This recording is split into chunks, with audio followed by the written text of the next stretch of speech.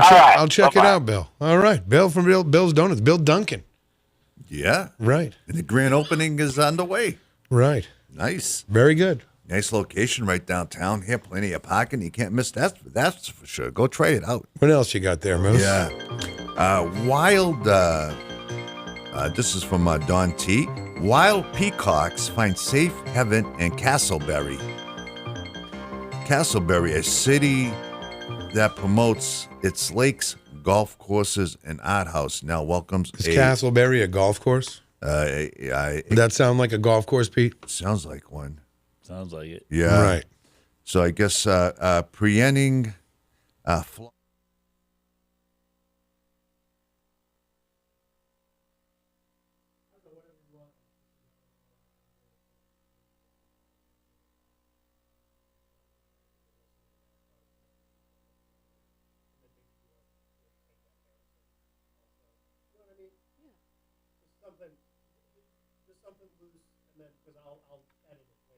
I'll say this is Eleanor and Andre from New Hampshire Underground, and you can say the tagline. How's that? You're listening to Matt Connarton on 95.3. Yeah. WMNH. Yeah. Something like that. All right. Yeah, go ahead. Just go ahead and just give it a run, and I'll just let it record it, and I'll edit it together later. This is Eleanor and Andre from New Hampshire Underground.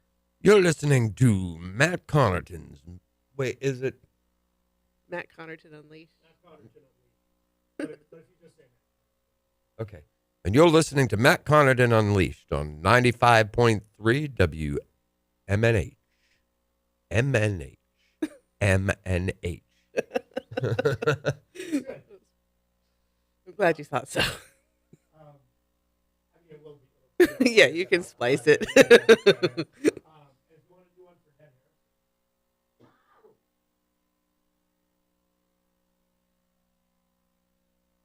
This is Dre the Undead from Dead Harrison. You're listening to Matt Connarton Unleashed on the morning show. No, not that one. The morning show's a different thing. It's just Matt You will Connarton. not have the morning show.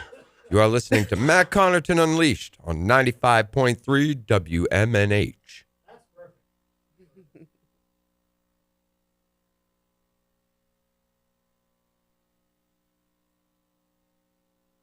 Well, this is an issue. Is he or isn't he a Vanelli lip syncer? And this is what we said, and we're calling him out. And tomorrow, come on down, prove yourself after the 8 o'clock hour, and show us what you have.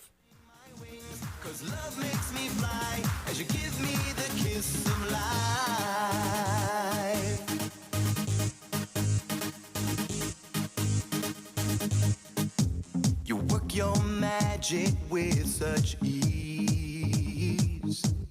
I inhale. Good morning. You're on the air. All right, listen, hey, it's Paul. Oh, Paulie. Oh, hey, Paul. Hey, listen, let's talk turkey with Glenn. Yeah, I'm willing to put $50 on the table if he comes out and sings this song on the air. right. Yeah, $50. Well, we sat back and thought about the things we used to do. Did it really mean that much to you? Well, I want to hear him sing it. Yes, it means that much to me. I want to hear him come in and sing that horrible song the way he sings it, yes. Girl, you know it's true. I mean, he's adamant that he says that it's him who sings it. He insists that it's him. Yes. I was going to say 100 before you answered, but... Right. You know, Paulie, if you put up 50, I'll put up 50. You will There you not, go. Rose. That's all. We're going to... Then make sure $100. That's right. That might fancy his feathers now. Oh, Come money. on, Glenn. If you're throwing money listening, at it. Glenn... All right, we're getting out of Facebook Live this morning. All right, See, all it right, sounds guys, like see ya. you're all right. Sounds like you're calling Glenn out. Also, we just want him to admit it. That's all. Yeah. We just want him to admit it. Come on and admit it that you lip synced that entire thing. Yep. Very easy. I mean, we're not giving it a run around. We put put out there, last couple of days, and it's a no-brainer. Just come in and show us. One other story. Airport runs of 2 million passengers annually likely at end. Manchester, 2017 is likely to be the first time this century that yearly passenger traffic at the Manchester-Boston Regional Airport dipped below 2 million. It would also make the 12th straight year-over-year decrease at the state's largest airport. My name is Karen. Figures My through name is Karen. Figures Oh, through, get it over with, Yes. Russ. Figures through November showed 1,825,153 passengers has flown in and out of the airport, 2.8% fewer than the first 11 months of 2016. killing us. So, well, that's not good. I mean, hey, if every year Oh if my there's going to God, be who less cares? passengers, hey, what if this airport goes out of business? It's not going to go out of business. Hey, wait, well, the biggest, once the Southwest decides, Why are you getting all huffy right at the end of the show? Southwest Trying is to end the show, and you're bringing up a whole other big thing. So go ahead. All right, hey, if Southwest ever pulls out of the Manchester Regional Boston Airport, we are done here. All right. Well, do a story on it tomorrow. I want to thank Mike Martineau for popping in today. Our friend Peter Fleming, thank you for hanging out with us. Always fun.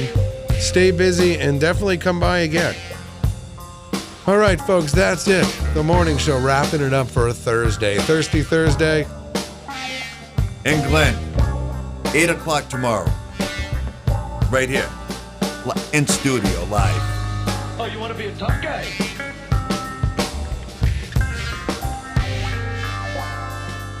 I beg your pardon?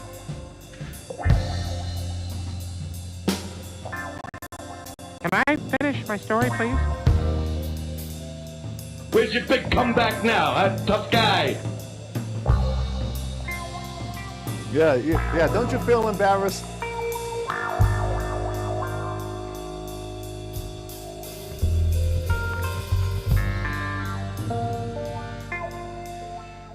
All I need are some tasty waves, cool buzz, and I'm fine.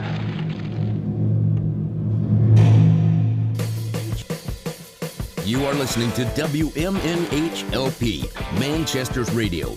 Broadcasting from the top of 1000 Elm Street. Our studios are located at 119 Canal Street and licensed to Manchester Public Television Service in Manchester, New Hampshire. Contact us by email at WMNH953@gmail.com or through our website at WMNHradio.org. It's 9 o'clock.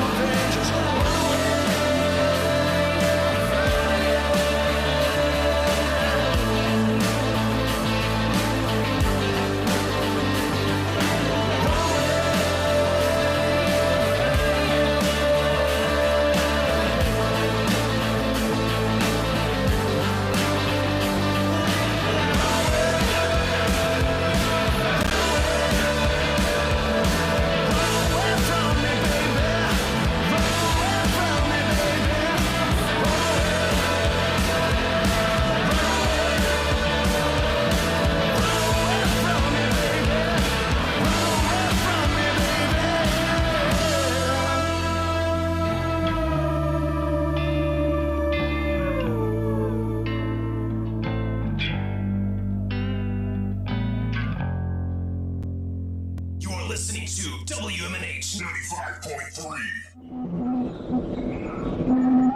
The commander to the supreme leader, Matzo coming down.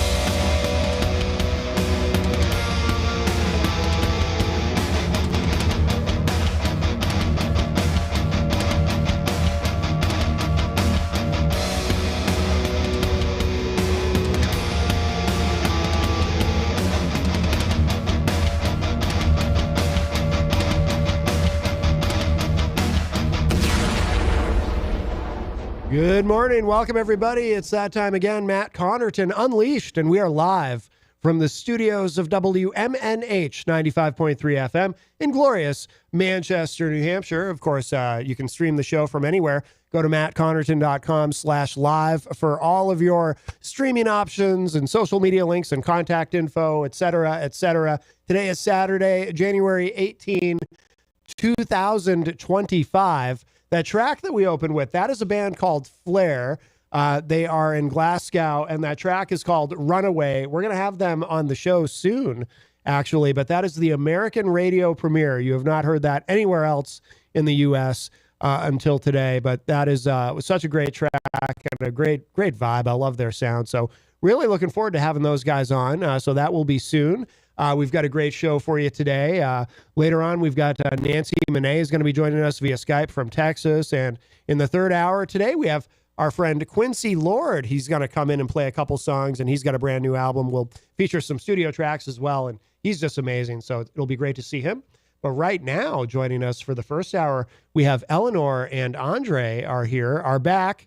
And you guys must be five-timers by now, right? At least. I believe so, yes. I believe so. We got to have some jackets we made. have an award, yeah? Yeah. We'll come up with something. But yes, from New Hampshire Underground, newly rebranded New Hampshire Underground. So welcome back. Hi, Matt. Hello. Thanks for having us. Absolutely. Why, hello, good sir, and everyone out there listening. Yes. So what's been going on? Actually, why don't we get caught up on New Hampshire Underground? I love the new name. Thank you so much. It certainly rolls off the tongue much easier for me. You know, I remember I used to stumble over the old name. Yeah, everyone says the same thing. Like as soon as you say the new name, they stop, and then their eyes light up, and they're like, "That makes so much sense." Yeah. Yeah, it makes much more sense. Well, also too because of Terminus Underground, so it's more Right. it's more consistent, you know, from a branding perspective, I think. So, So tell us about the, however much you want to say about the change and the new direction. I mean, obviously, some things are the same. You know, you still have Terminus, which is an amazing venue, but just kind of catch us up. Yeah, things are actually much more cohesive now, and the vision is much clearer. So we just decided to take it in a little bit of a different direction, sort of, the same philosophy of really valuing the bands and supporting the bands, but providing more services to them as well. So we call ourselves now a micro entertainment complex. Oh, okay. Mm-hmm. And Andre can tell you a little bit more about some of the features that we added. Yeah. Yeah, we added a nice little, it's a smaller room, but we all know as musicians, sometimes a small room can be the magic room. Yeah. Because it puts you right in, everybody's on top of each other, and it puts that creative energy in there. The community jam space. So, but at the same time, it's like a lot of people can't go and afford to, say, rent a room by the month, that they're only going to go and maybe play 2 or 3 times a month. Yeah, especially these days. So now it's providing a nice, at least a small room that's already got a drum set in there and a mixing board, pretty much a PA. Yeah. So you can bring in a couple amps. There's also a couple amps that are right there. Plug in. Make it really easy for people to just come in and be able to practice a set before a show. Yeah. Or, do those little gigs. You got to try out another musician. Let's just get together and we'll try it out here. Yeah. Yeah, before you have to commit to anything. Yeah. So that makes sense. That's a nice little tool that's been added. I don't know of another place around here that has that kind of setup or arrangement. Maybe there isn't. I just don't know. But Yeah, I think there's that's private great. places too that are sometimes will come up for rent. They're mostly occupied, but Yeah. this is a nice feature because it's so hard to find a jam space that Yep. you can rent by the hour, or we do it by membership as well. So if you're a member, it comes with the memberships level. okay. Some of them, Yeah, So so you kind of get a gym membership.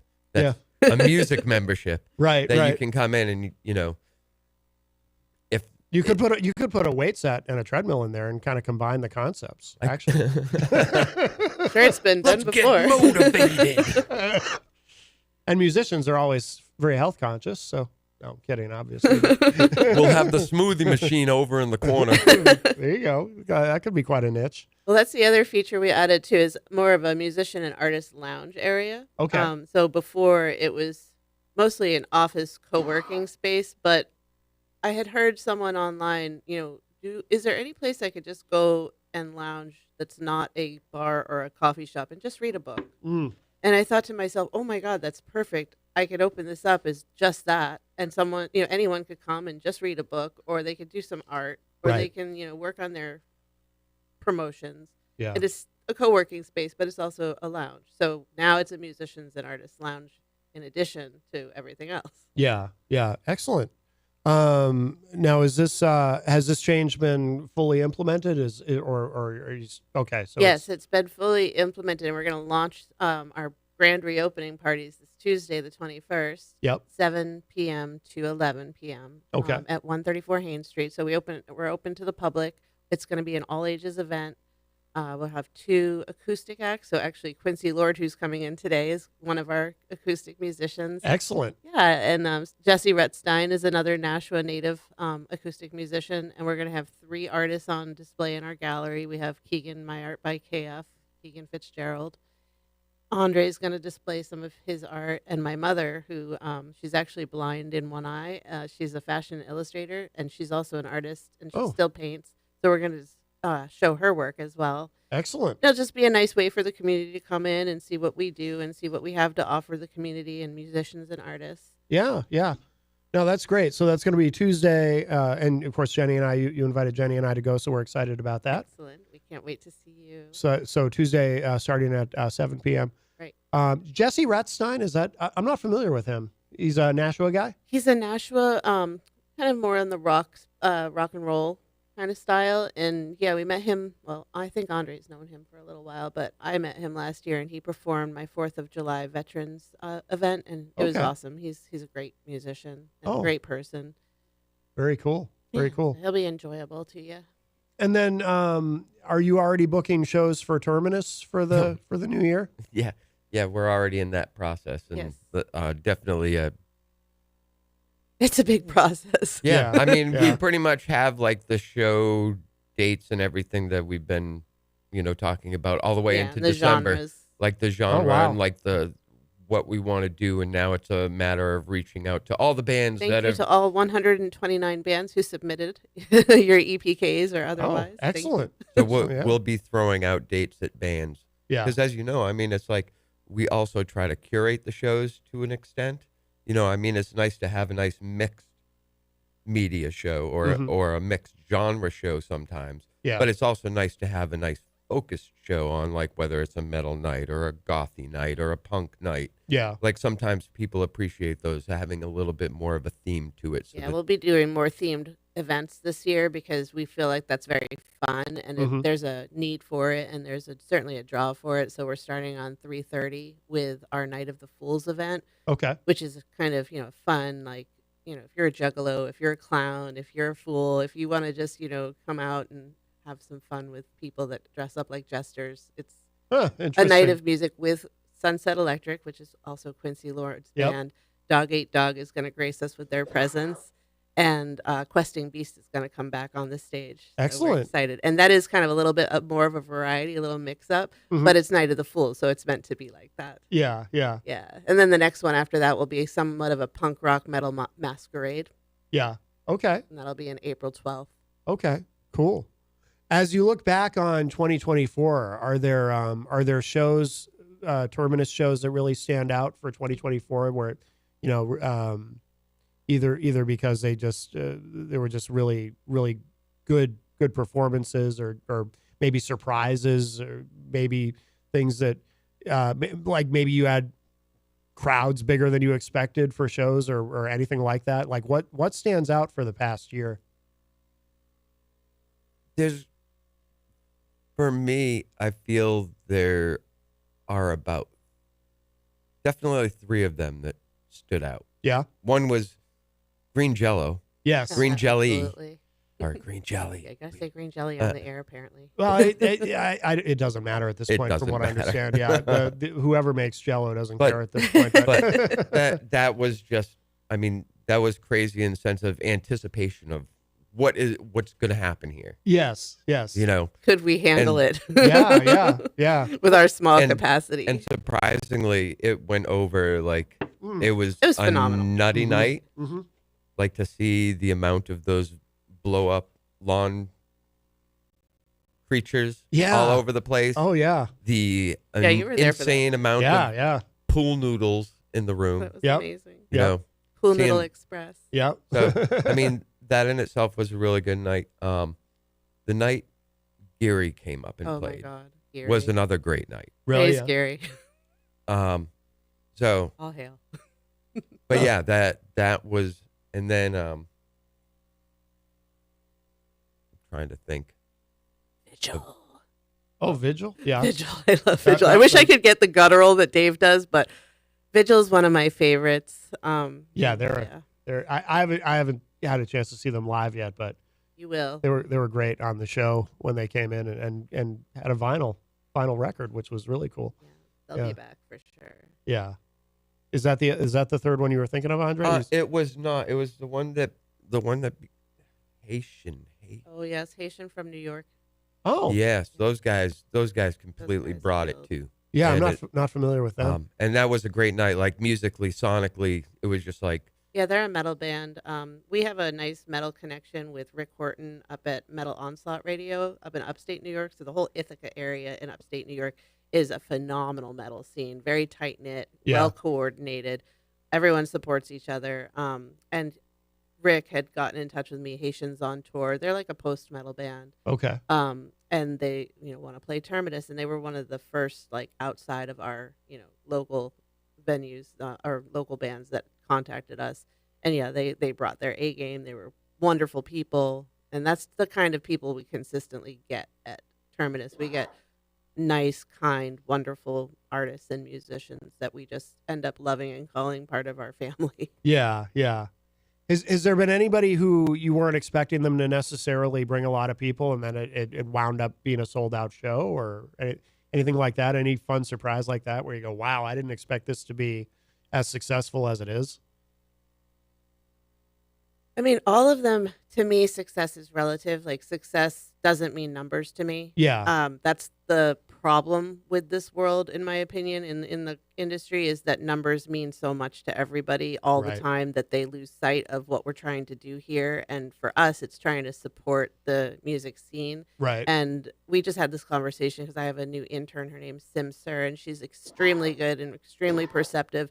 And one of her conversations with me was, what about the people that bring in low numbers? And we should always make sure that we have everyone who has a strong social media presence and has lots of numbers and I'm like, yeah, of course, that's a really good point, but at the same time I also want to keep it open for people who are just starting out, who are just beginning to develop, so I can help them. Right. And so it doesn't help me in my mission to just think about how many people as a success. Oh, of course. It's more, did people have a wonderful time? Are they going to talk about this forever? Are they going to be a customer of mine forever? So that's kind of like my whole philosophy is of support and service to the community, and not trying to, see things from a completely cold analytic standpoint. Right. No. Yeah, I get it. I mean, it's kind of like with this show, I mean, we have a lot of guests who have a great social media presence and really are, on a very much an upward trajectory in their career. But we also sometimes we have guests who are just starting out, and we don't discriminate in that way, because it's, especially it's what's really, excuse me, what's really nice is, like when we have somebody on the show and maybe they're just starting out, and then we have them on again maybe a year or 2 years later, and they've really made a lot of progress. where they're at, and yeah. it's like, because sometimes all a musician needs is someone to believe in them, and to give them an opportunity to try to, because I hear so many people say, and I'm sure you both have as well, that, yeah, I want to get into the music scene. I want to play. I don't know where to start. Yeah. Especially if they're a solo act, That's when I ask them to just give me a call. Yeah. And I can sit down with them and I can help them figure out a pathway. Yeah. Yeah. I mean, at the same time, everything's an experience, so we may have had some shows that had 10 fewer people than one of the really full nights. We only have a small capacity. So Right, it's like, right. even once we start getting 50 people in there, it's like, we got a packed house. Yeah. It's good. And at the same time, it's like, it's such an important thing to me as a musician to see the people that are coming there to catch that show Yeah. are gaining that memory and that experience, that it was just an amazing thing. Mhm. Nobody leaves that place without saying to somebody, this place is awesome. Yeah. Yeah. The music was awesome. This is Every This time. is great. Yeah. Yeah. Like keep 100%. doing what you're doing, because Yeah. this is what people need. Yeah, we've never had a shitty show. I Oh. don't know if I could say. Oh, sorry. We've never had a show that I got was it. bad. Sorry. That's okay. Although, as all the times you've been on, that's a first for you. Oh, yeah. You've never I'm slipped usually on- pretty good. Today, Yeah, I yeah. don't know. Yeah, yeah. All right. That's all right. But sorry. That's why we're on. No, that's why we're on a delay. Good call. Good catch. We have these potty mouth music types that come on the show. Truck drivers. I'm usually the worst one about it. I'm like, but Oh, it's funny though. I was just talking I was talking with somebody about this last night actually, when we had green Jello on the show. I think I hit the dump button like 4 times. That doesn't surprise on me. Bill Manspeaker. Manspeaker, And it wasn't even like swearing. It was just like, ooh, that joke may have gone a little far. Yeah. And I Some people have no filter. yeah. I mean, he definitely had some, because he was trying. He understood he was on the radio and he's a pro, so he wasn't intentionally, trying to. I just feel so comfy talking to you, so I forget myself. Yeah. No, I get it. We should talk too about the kind of the educational aspect of what you do and the mentoring, really. is So- that? Oh, go ahead.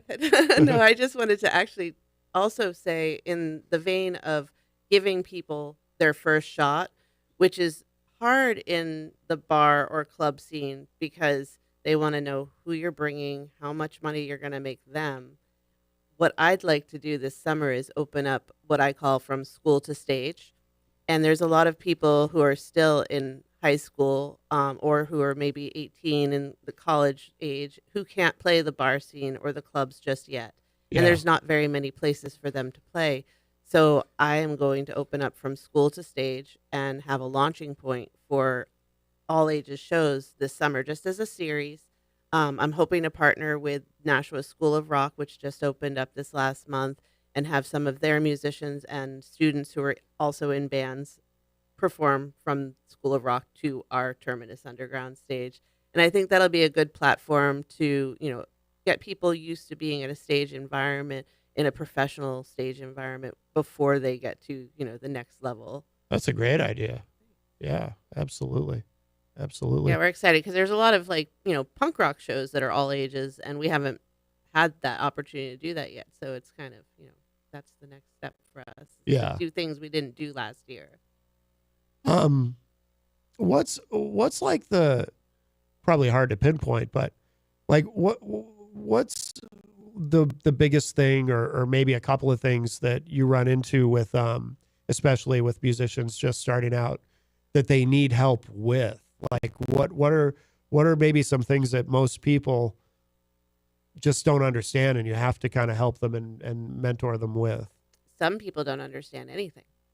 Yeah. Oh my goodness. Well, I've been at it for 25 years. So the language that I've learned over the course of, being the foundation of my own musicianship as a musician for the past, I've been a musician since I was 8 years old, but sort of professional leaning working musician was for about 7 years of my life in the 2000s.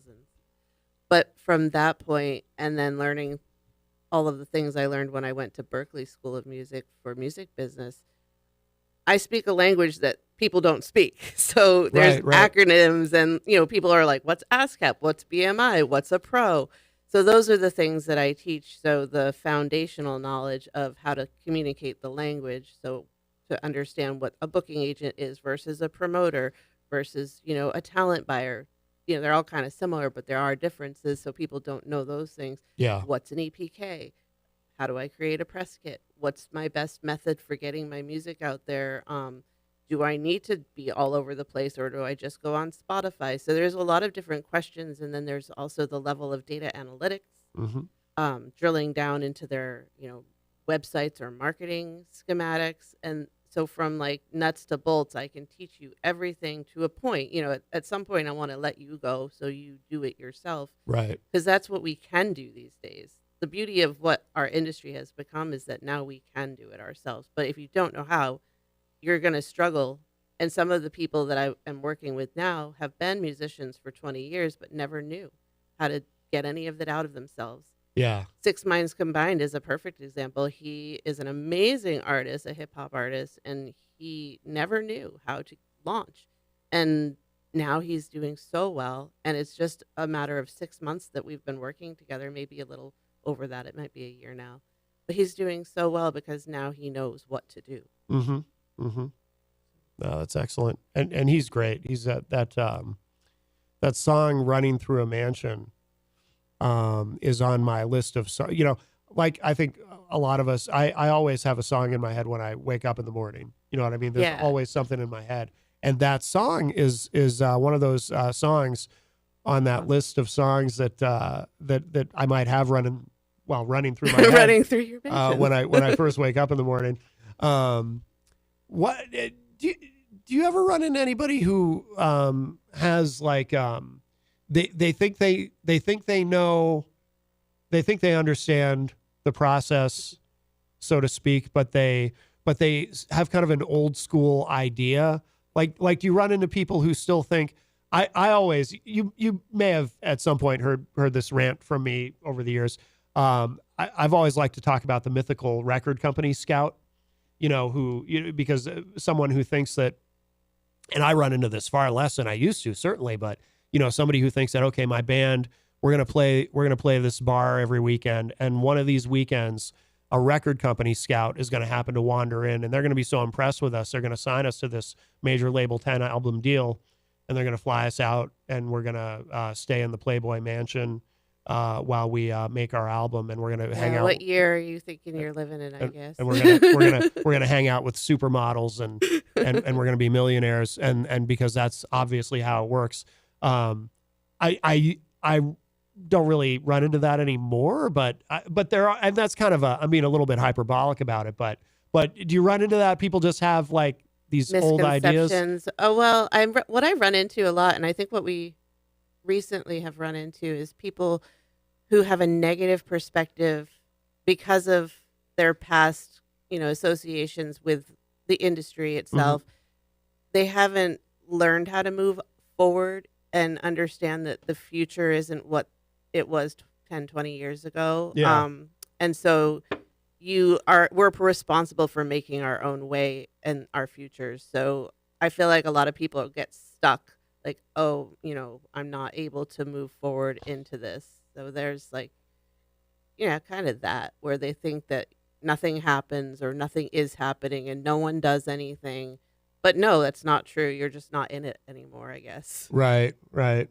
I guess what would be the modern day version of what I just described? I guess it would be like the person who do you ever run into somebody who thinks maybe they're kind of thinking too much the other way, where they think I need to be an influencer. Like I need to, TikTok, I guess, is about to go dark, but the person who thinks if I can just like if I can go viral, then my music will be successful, because whatever I go viral for, it doesn't even necessarily have to be my music. I just have to go viral, and then I'm going to be this, and then I'll get that 10 album deal that nobody gets anymore, or something like that. I mean, I mean, it does take work in all avenues, whether or not you intend to go viral or not. You just still yeah. have to do the work.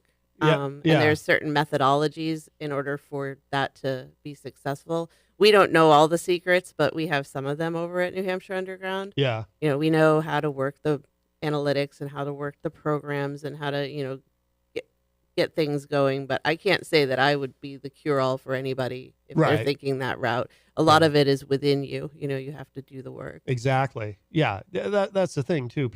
Some people think, well, I'm so talented, I don't have to do the work. I deserve to be successful, and then they, Yeah, there's a lot of people who think like that, and no, Yeah. it doesn't work that way. Right. Unfortunately, you can't just sit there and look pretty. right. Yeah. Yeah. No, there's a lot of that. And, what's the expression? Every overnight success was years in the making, Yeah, so. yeah. I mean, everybody has to hone their craft too. I know it's a lot easier these days to do your craft and record and Mhm. make it yourself, but you just have to keep working at it. Yeah. Yeah. Absolutely. Like Dead Harrison. Yeah. Yeah. Absolutely. Yeah. You guys have been, how long has Dead Harrison been around now? 15, 16 years. Wow. Yeah.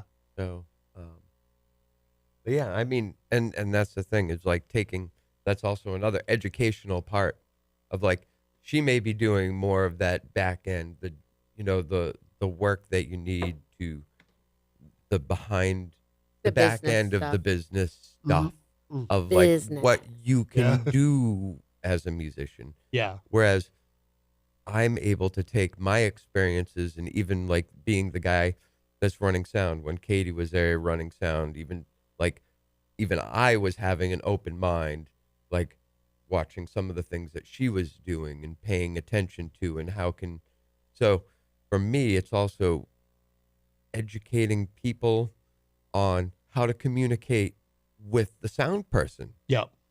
Because so many times, how many venues that you're just like, you don't know what to say, you don't know how to communicate with that person, what you may need in your monitor. Yep. Always make friends with your sound ha- guy. Yes. And sometimes it's even having that prideful attitude of being like, I want this, I need this, I gotta have. No, open up a dialogue with the sound person. You wonder why the sound people are all grumpy and jaded Yes. because they're sick of dealing with idiots. Yes. So open up your mind a little bit and learn about what's going on the other end also. Right. We can focus on being like good musicians, but it's also good to have that back end knowledge of like, what's that guy, what's his job back there? How can I help him? Right. So that it can make us It's also sound really collaborative. great. Yeah. Yeah. So good communication is key. And then once you got everybody like all happy with their sound on stage, then you pump it out. Right. But I think that's the thing is also teaching people to understand like how to get things set up, how to start working a soundboard. Hey, here's how you set up your monitors. Here how you set up your systems. You can keep track of all this stuff. Here's what your gains are.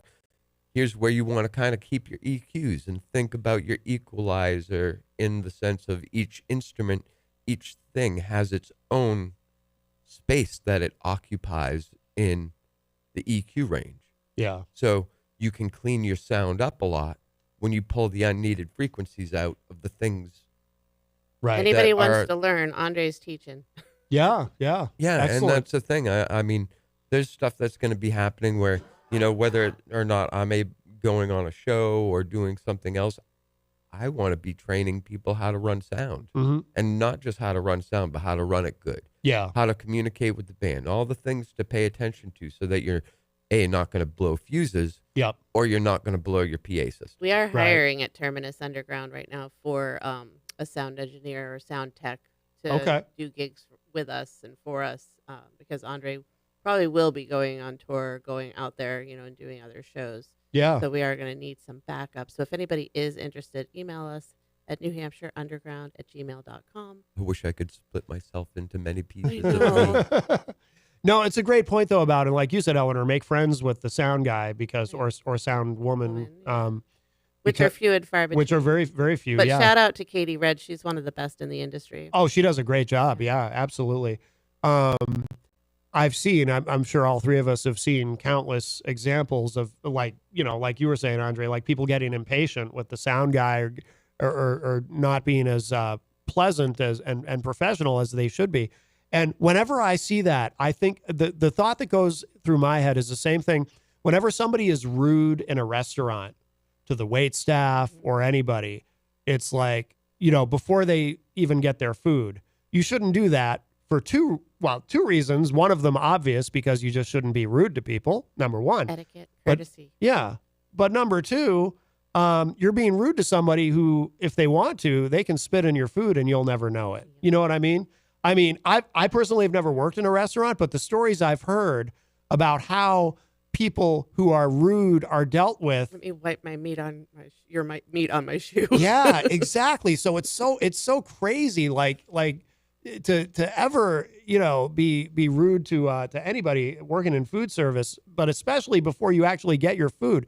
So I think the same thing whenever I see somebody dealing with a sound person, and they're not being professional and they're not being kind or patient or whatever. It's like, well, that sound person they hold your set in their hands. They can make you sound terrible if they want to. What are you doing? Or they could fall asleep at the soundboard, which I have seen. Really? Oh, I haven't seen that. You've seen that, really? Yeah, I saw that in Boston. But in his defense, he actually was a very good sound person. He might just have had narcolepsy. Yeah, just tired. But we teach those professional behaviors over at New Hampshire Underground. We teach professionalism over there and professional courtesy and how to communicate effectively. So anyone who wants to learn the ropes about how to work within the music industry, how to build relationships, how to network appropriately, that's something that is totally teachable. Yeah. And we'll be doing more workshops. Like we have one-on-one sessions over there, and some people like Six Minds Combined and the Whole Loaf and Dead Harrison are VIP members of of New Hampshire Underground.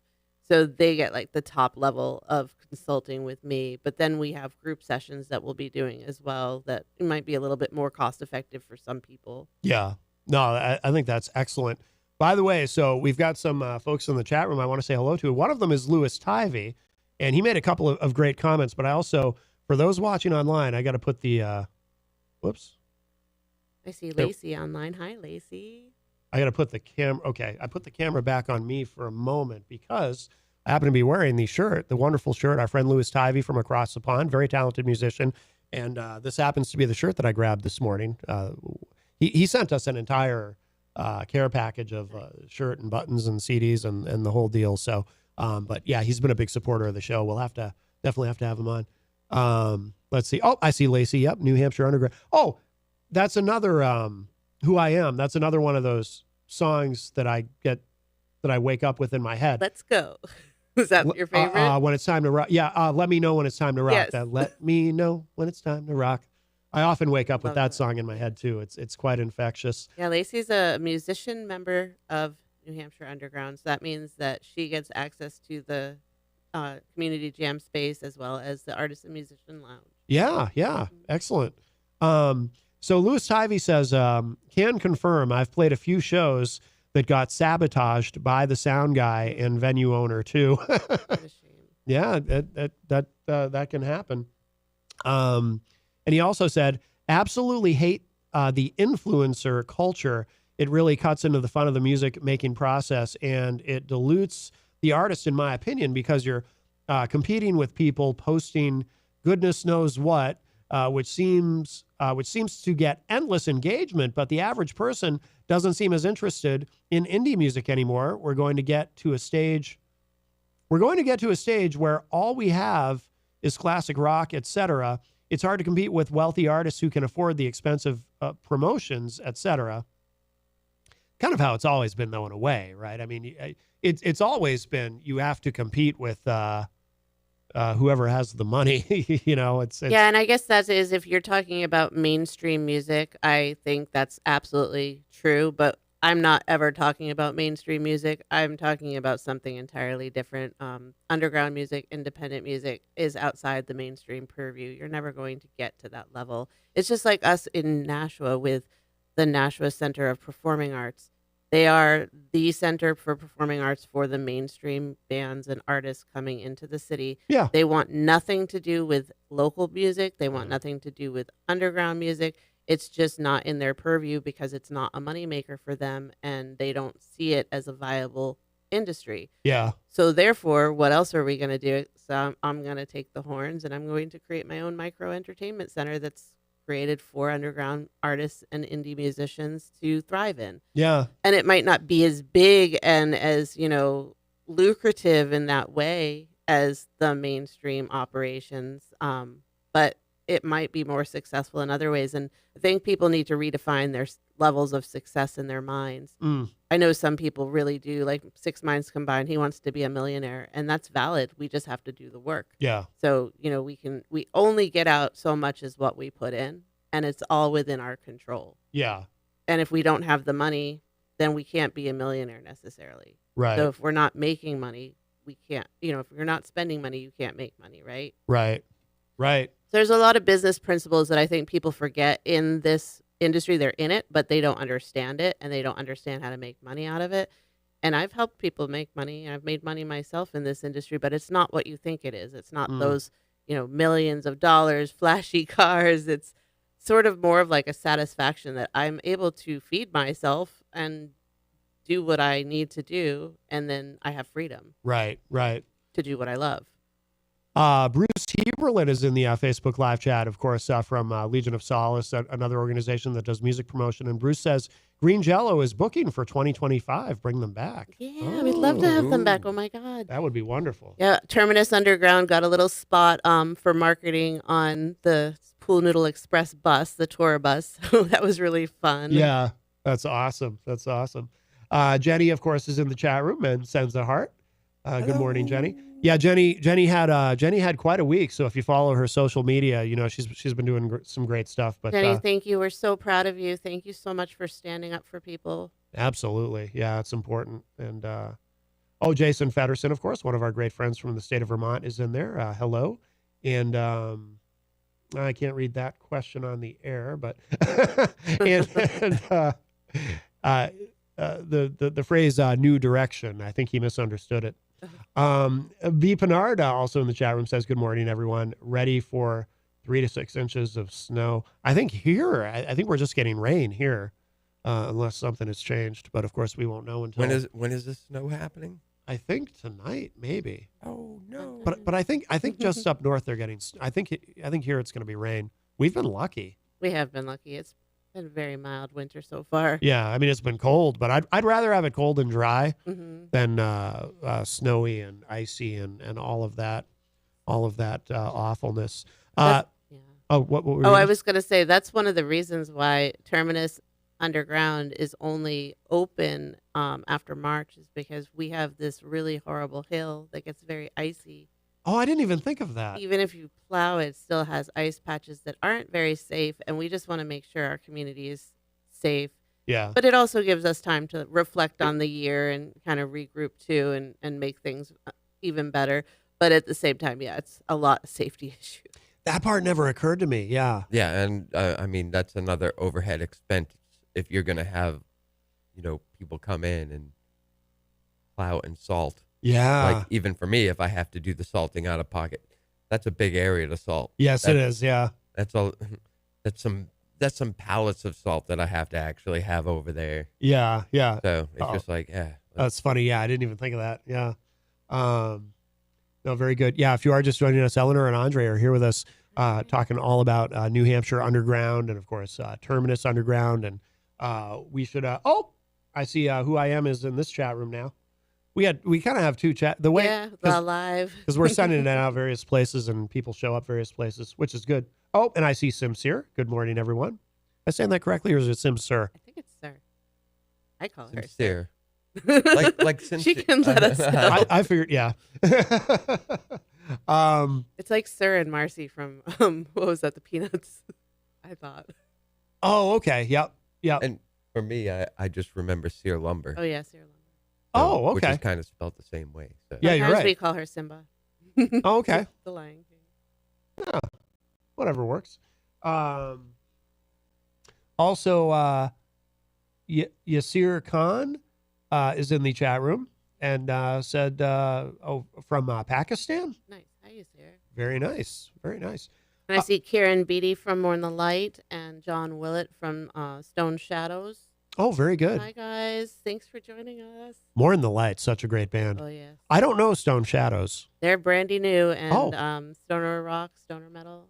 They're in the building, and they're going to launch at Terminus, I believe, in May. Excellent. Oh, very cool. Good. So what now? Have you announced obviously there's the what do you call it? You're not calling it a grand reopening. What do you It's a call grand it? reopening party. Oh, okay. Yeah, so it'll be a tour. You get to Like an come open in house. and open. Okay. It's an open house. Open house, We're gonna have yeah. a little cheese and wines, and then we'll do a tour of Terminus Underground, the club, and the Musician and Artist Lounge. You'll get to see that, and the workshop podcast space that we have. So we have more of like a multi-purpose space in the second room now, Yeah. which can be used either for art workshops or podcasting. And then downstairs is the community jam space. So we'll give you a full tour. We can talk about membership and what that entails. It's very accessible because there's all sorts of price levels for whatever you're looking to do with yourself or your music career. If you're just looking for a place to hang out, it can be as low as $20 a month. Yeah. So, Okay. and we are going to talk about that and some of the upcoming opportunities to join us as a volunteer if you want to. Yeah. Excellent.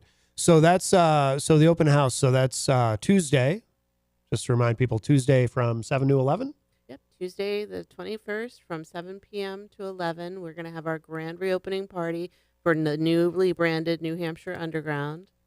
Outstanding. No, really looking forward to that. And so Quincy Lord is playing that, and Jesse Retzstein. Jesse yes. Retzstein. Yeah, both acoustic rock guitar players, and we're going to have 3 artists on display at our gallery. So Andre's one of them. He does a lot of geometric inspired art based on the Fibonacci sequence.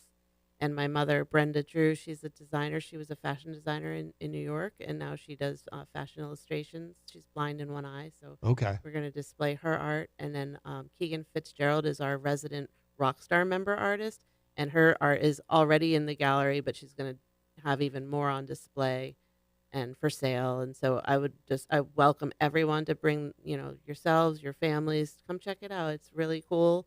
It's not a very big space. We can only have about 50 per the fire marshal, but we definitely have the vibes that people are needing. Yeah, absolutely. And where should people go? You've got a new website for the The address, well, the physical address is 134 Haines Street Yeah. in Nashville.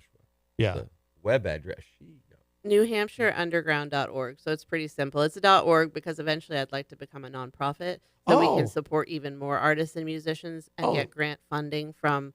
We have a city grant arts commission, so there is grant money from the city for local art organizations. Yeah. And then there's state funding and also federal funding available for artists and musicians that it's very difficult to tap unless you are a nonprofit. Yeah. So that's the direction that we're planning on going in. Right now we're sole proprietorship. But we want to kind of level the playing field. So every time someone comes and plays at Terminus, everybody gets paid. Yeah. We all split it evenly. It's not like, you get $7 because you showed up and the club didn't do their job Right. in promotions. Right. Everybody has to pay a ticket price of $15 or $20 for our VIP tickets. And we split it all evenly between us, the sound person, and the bands. Okay. So it's good because people are there to have a good time, but then they're making a little bit to take home with them as well. Yeah. Because everybody's doing work. Yeah. Yeah, everybody exactly. works. Exactly. So it's definitely not about making a profit. Right. It's about everybody is worth something. Right. Like all the work that we do, so it's good all across the board because it gives everybody that incentive. We need everyone to feel valued and valuable because we're sick of the industry standards.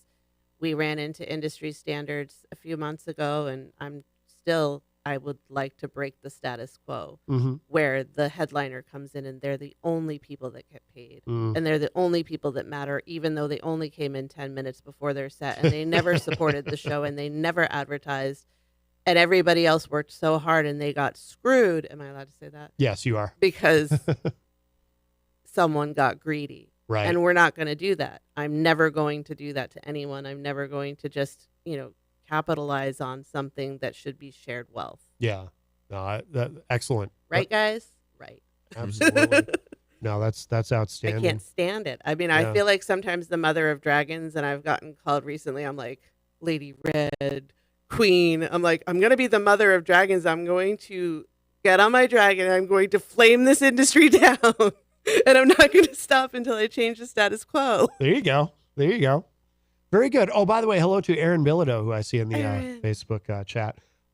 Excellent. Well, we gotta wrap up the segment. I'm thinking I'm going to play a Dead Harrison song. I was thinking about actually playing Monolith Lord.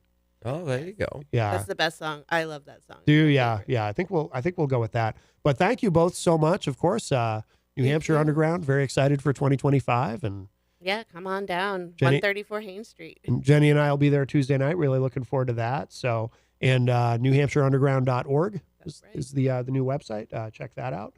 Eleanor and Andre, thank you both so much. Thank you, you Matt. for having us here. Absolutely. And we Thank will you, everybody, for watching. Yes. And if you're listening live on Saturday, stick around. We have Nancy Monet coming up. She's going to be Skyping in from Texas at the top of the hour. But we will end this segment with this is Monolith Lord, and this is Dead Harrison. What was this amazing power that could turn people into stone? That could suddenly turn inanimate rocks, stones, monoliths into growing, spreading, expanding monsters, threatening to engulf whole towns and cities, to bury all civilization under an immensity of weight beyond all calculation.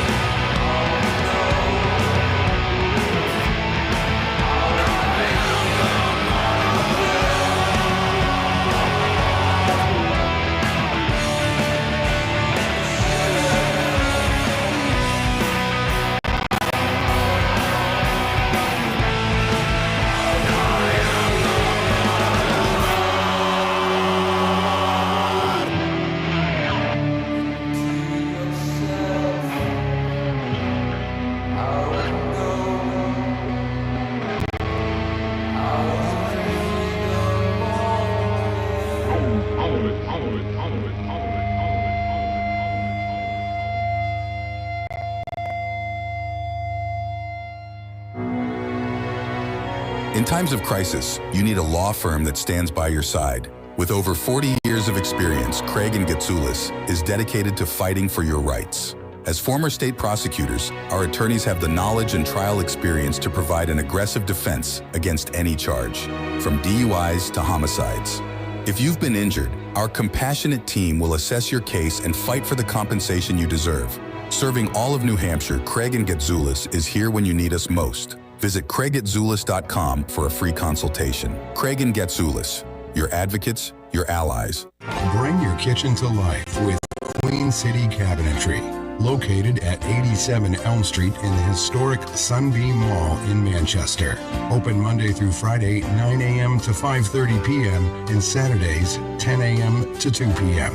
They can be reached at 603-222-2007 or on the web at queencitycabinetrynh.com. Come see the possibilities. Queen City Cabinetry, another proud sponsor of WMNH. Diz's Cafe is the place to put a smile on your face. Judy and the crew will take care of you. Bring your appetite and treat your taste buds right. Diz's Cafe is always a winning choice. Breakfast, lunch, or supper. Diz's Cafe at 860 Elm Street in downtown Manchester.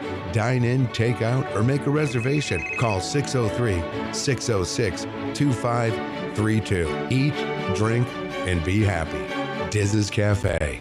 When it comes to keeping WMNH on the air and your own personal or business computer needs, trust Groland Computers. Located on Elm Street in Manchester, Groland handles computer repair, virus removal, and custom-built systems. Are you looking for budget-friendly options? Check out our selection of fully inspected used computers. We offer tailored on-site solutions. No unnecessary expenses here. Visit Groland.com or call Groland Computers at 603-645-0101. Your tech, your way. Trust Groland Computers.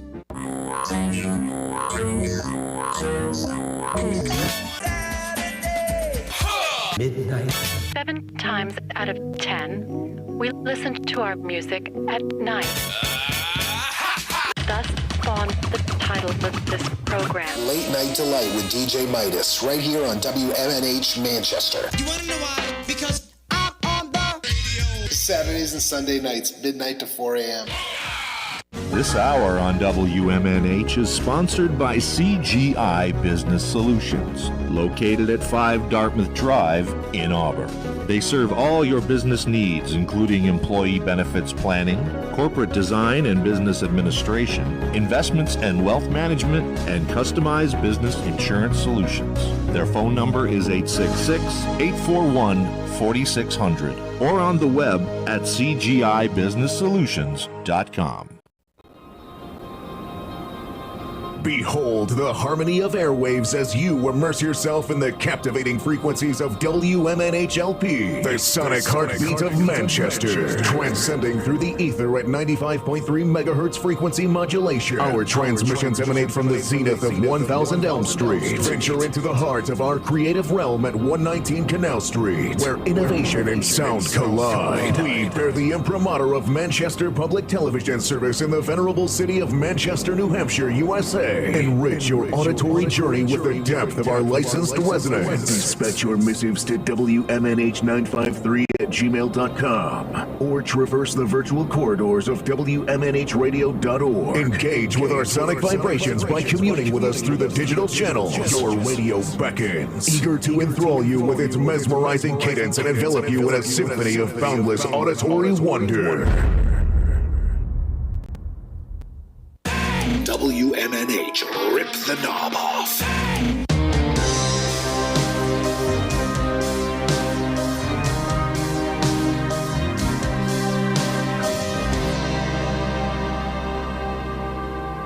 Of all the women who have gone before, they fought the fight and they went to war. They paved the way with their tears, their heart and laughter, despite their fears, yet to come full circle to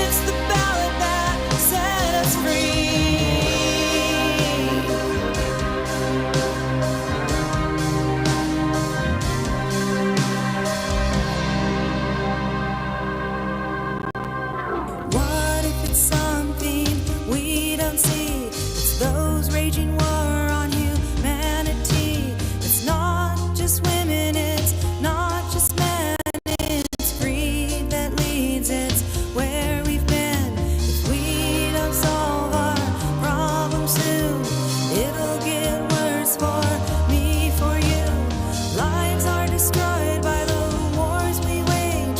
When does it end? Can we turn the page? We don't want what our grandparents built. We choose to live without hiding guilt. We admit when we're wrong, choosing love instead. We solve our problems or end up dead. Oh, we don't want what our parents thought they could do without getting caught. I'll be for you and you'll be for me. It's the ballot that set us free.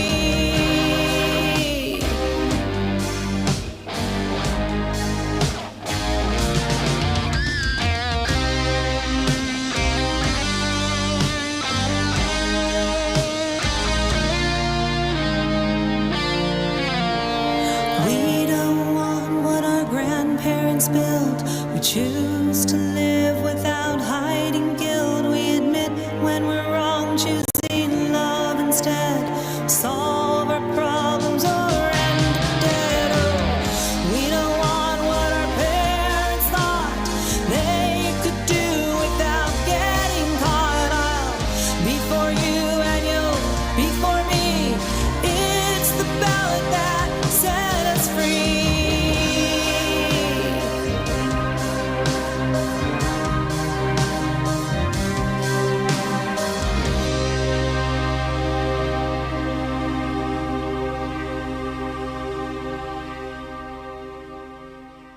That is Set Us Free, brand new from our friend Nancy Monet, who's been on the show a couple of times.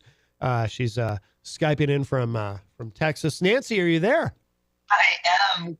Good morning, you two. Good morning. It's only me. Jenny is at home. She's been very, very busy. I don't know if you follow her on social media and I do. I do. We've actually been chatting. Oh, okay. Yeah, all of her activism. She had a pretty intense couple of days this week, and so she's home getting some well-earned, well-deserved rest. But I'm so very proud of her. Oh yeah.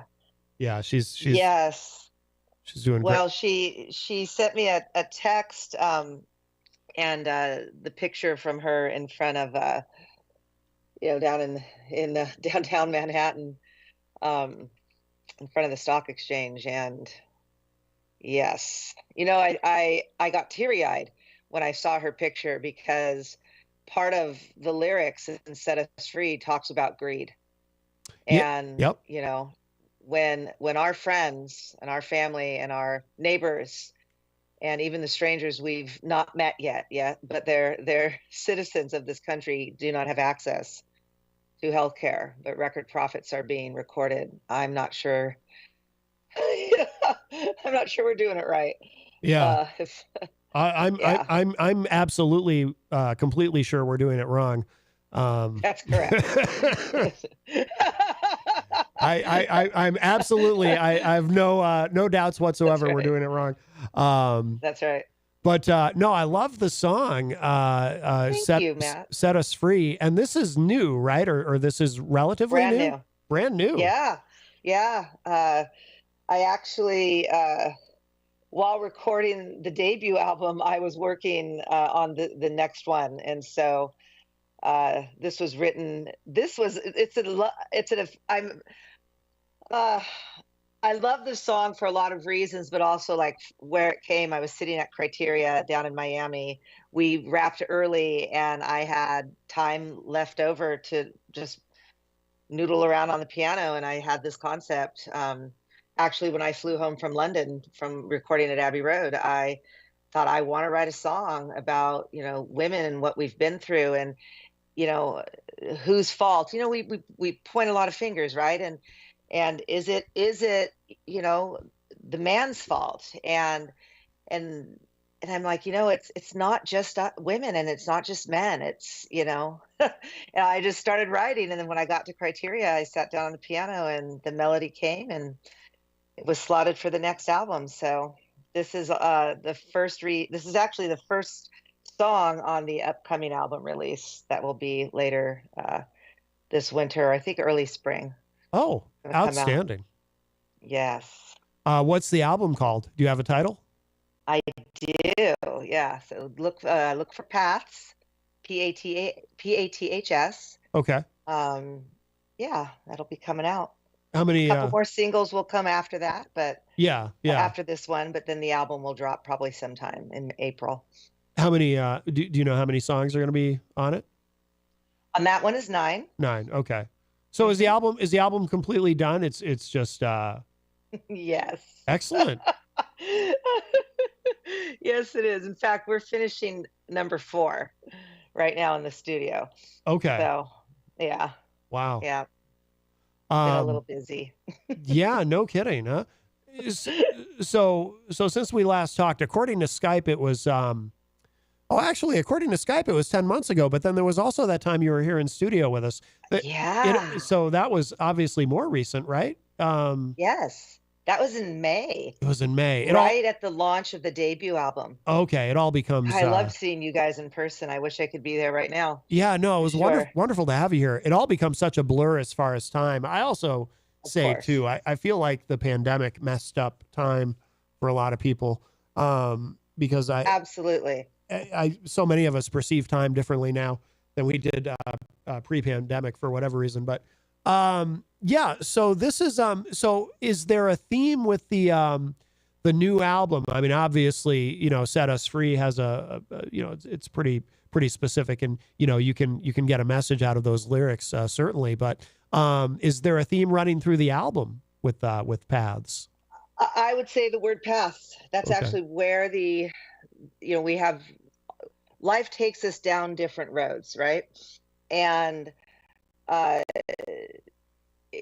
depending on what we choose on a day to day and year to year, life just takes us in different directions. And so it's an album that really focuses, and I'm a storyteller, right? I'm, in a lot of ways, my lyrics are folk driven, but my style is not folk. Right. So I've got the stories that are constantly running through any of my lyrics, and you'll find that on this upcoming album as well. I, just address different topics. I address topics of pain. I address topics of, a woman getting out on her own. I address topics of, we need each other as a community to jump off together.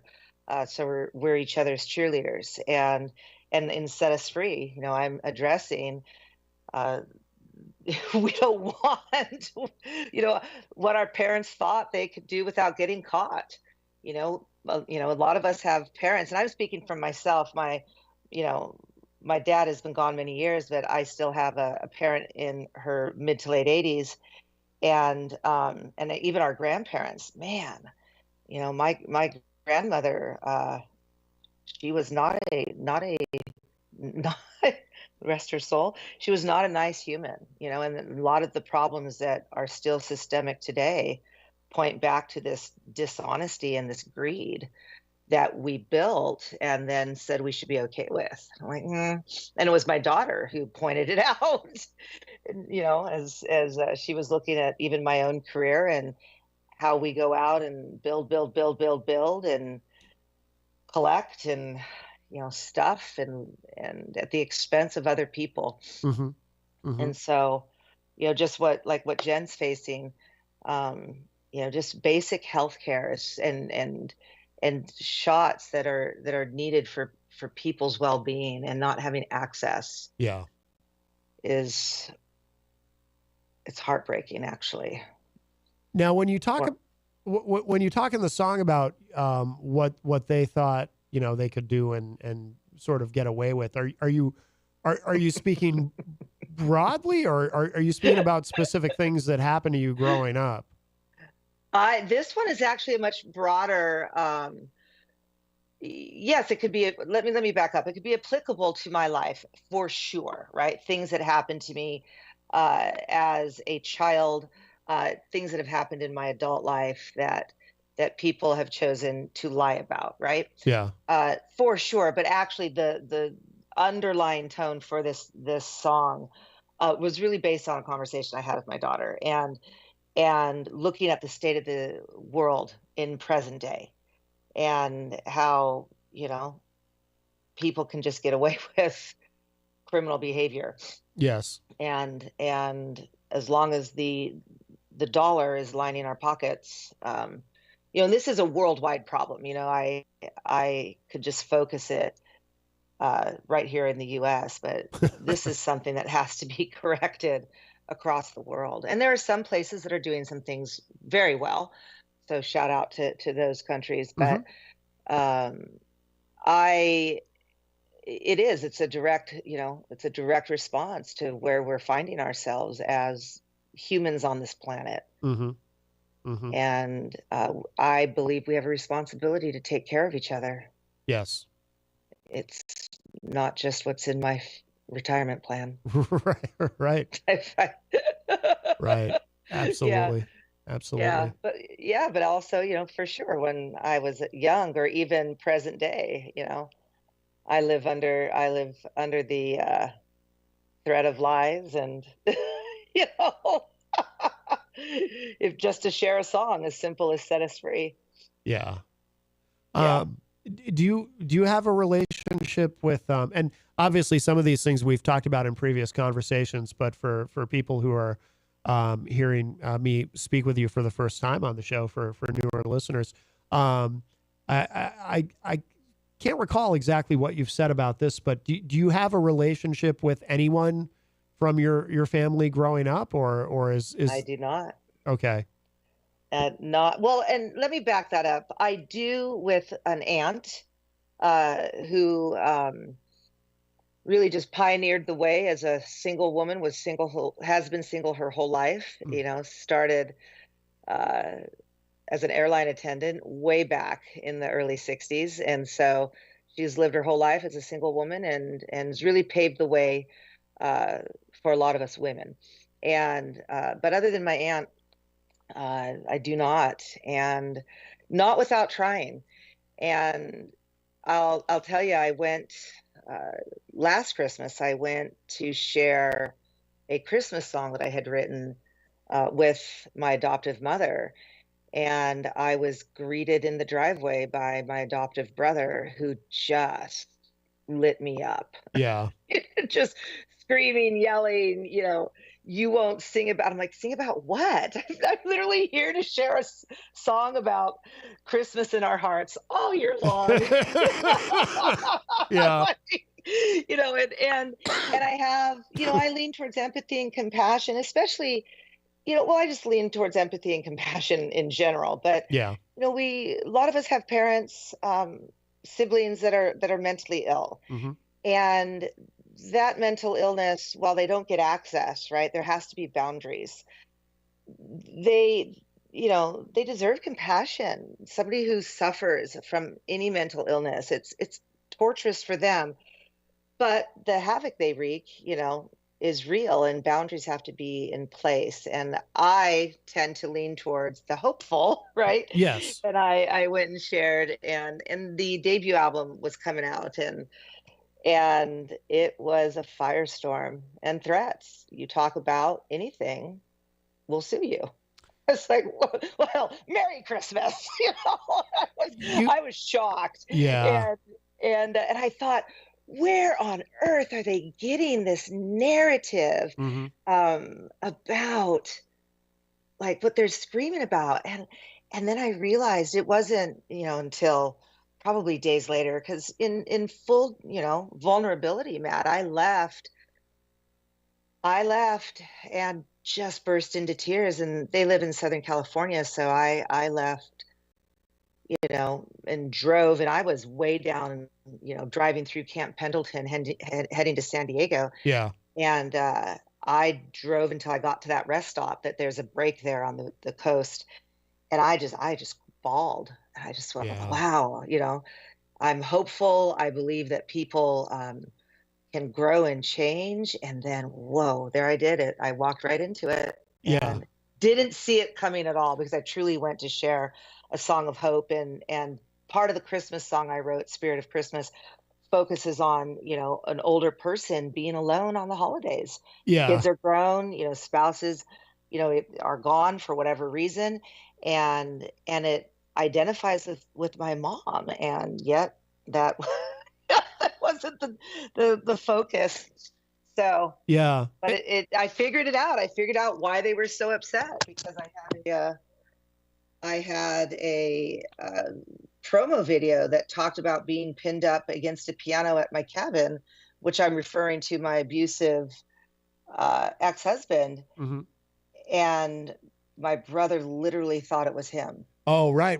I remember now when you told the story before. Because we had a cabin in the local Big Bear Mountains growing up that had a piano in it, and he had actually done that, and I had forgotten.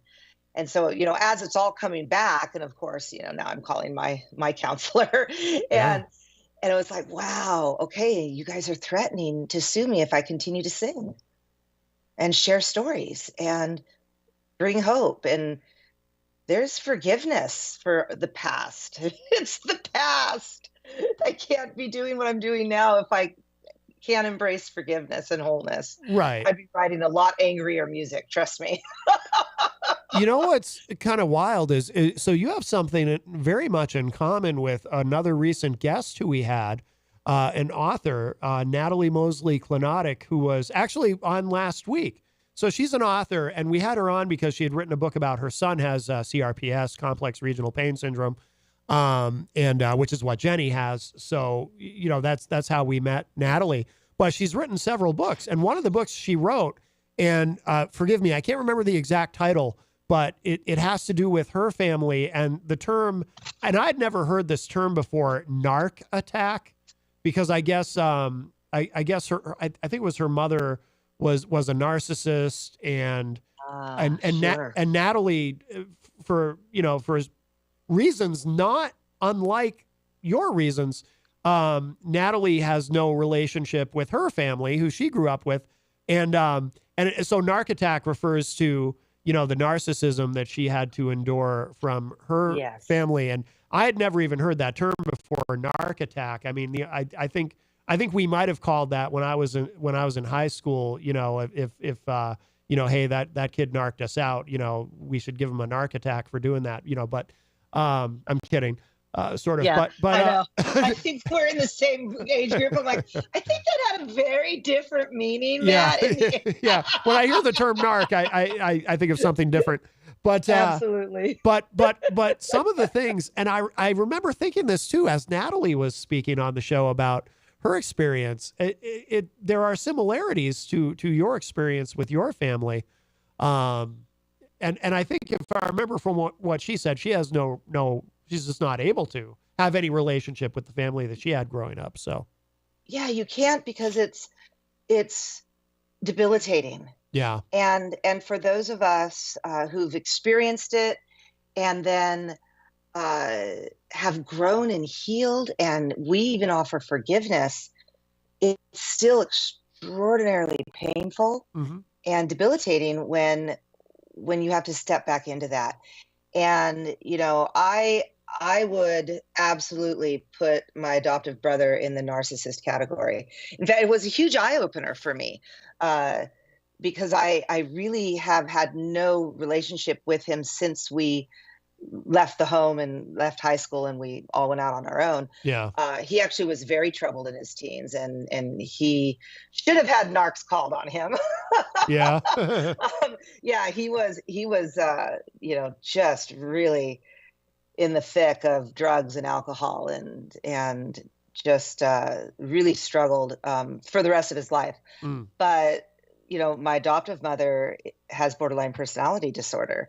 And so that's on the spectrum of narcissism. Yeah. And so, somebody's always the bad child in that scenario. And, it doesn't matter how good somebody is as a child or an adult, if that is, what they're facing with parents or siblings, you'll never, there's nothing you'll ever do that's good enough. You can't win. It's an You can't. absolutely, yeah, it's a no-win There's situation. there isn't. And so, there's a very popular belief, and it's difficult, Matt, because we want to be close to our family. Mhm. And, that blood is everything, and that you never, and I'm like, you know what? It's not. We deserve to be treated with respect, and we deserve to be treated with love and kindness and understanding, and for how we show up in the world. Mhm. And if our families do not give us that, and we're under attack or we walk into abusive situations, even as adults, we don't have to stay, and we don't have to have relationship. Right. It's very, very, and you talked about it a little bit. It's very difficult when, they're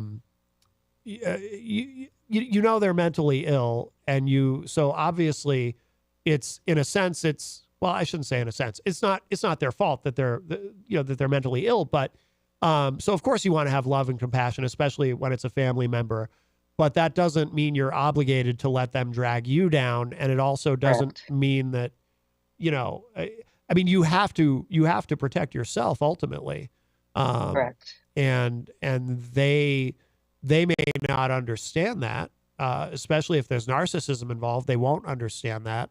They're not capable of feeling that empathy. And again, it's not their fault. It's how their brain is wired. But ultimately, you have to do what you have to do. You have to protect yourself. You have to protect, in your case, you have to protect your daughter, Yes. So it's very, very tricky. I'm not even sure how I would handle that if I were in that situation. I mean, fortunately, I have good relationships with my family. I didn't. That's beautiful. I did have a step parent. I'll keep it vague in case not that I think they are listening or care about anything that I do, this particular individual I'm thinking of, but I did have a step parent growing up who exhibited a lot of strange behavior, and in some instances, I think definitely was unreasonable to deal with, shall we say. But that individual also was mentally ill. They had multiple nervous breakdowns and so forth. So I try to keep that in mind when I think about, certain interactions that I had with that person when I look back as an adult, or even when I was growing up, and I would think, well, that's kind of messed up. And I don't think I deserve, and I don't think I deserve the way I was just spoken to. And, I think I was being the mature one in the relationship, whereas they're the adult, but again, I try to look back at that with, well, I don't know what was going on in their head and exactly, and I'll probably never understand it. And it's not like I have any contact with that person today. I don't, and haven't for decades, not because of any sort of intentional separation, but because just they moved away, and I don't, I'm one of those people who I don't, I'm not the guy who's going to reach out and say, hey, we haven't talked in a long time, just seeing how you're doing. Not because I don't care, but because I'm just not the person who does that, So if they reached out to me, I would talk to them. Certainly. I don't have any anger or resentment, but well, Matt, I love that you said that, because even now, if certain boundaries were respected, I would have, my door is still open.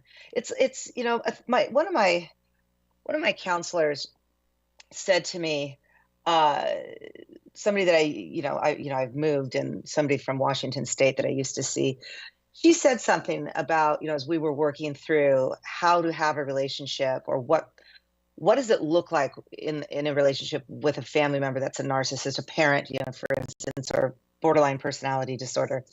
And one of the things she said was, you have to look at yourself, like your body, or who you are is like a castle, right? And you've got this moat around you. So this body of water that circles us, right? And then you have a drawbridge, and the drawbridge for access to you are those boundaries, whatever you need for yourself to feel safe, emotionally and physically. because, many of us, I have been the subject of not just extreme emotional abuse, I have been the subject of extreme physical abuse. Yeah. And so now, do I fear physical abuse from my 85-year-old mother today? No, of course not. The emotional, absolutely. Do I physically, when I was in the presence of my adoptive brother, did I absolutely fear for my life physically? Yes. Yeah. He was off the chart, like just crazy and angry. I was like, wow, I felt like I was, 13 years old again. Yeah. But there's access for relationship if these boundaries are kept. And if you do not keep these boundaries, the drawbridge is up and you do not have access to me. So I have lowered my drawbridge many times and said, hey, here is how you have access to a relationship with me. And they are constantly violated. Yeah. And so, like, even this year, Matt, I got a Christmas card and I kind of joke. I'm like, gosh, Mom, could you just leave it to Hallmark? just leave the sentiment to Hallmark. We do not need to add, this is the second year in a row, nastiness. Right. and I keep thinking, I'm like, but I wrote Spirit of Christmas for you. And I'm like, oh my gosh.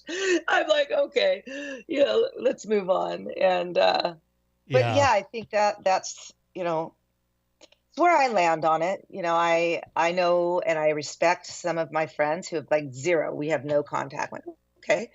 We all have to do what we need to do to feel safe for ourselves and for the loved ones around us that, whether they, my kids are grown and gone, but I'm still a mom.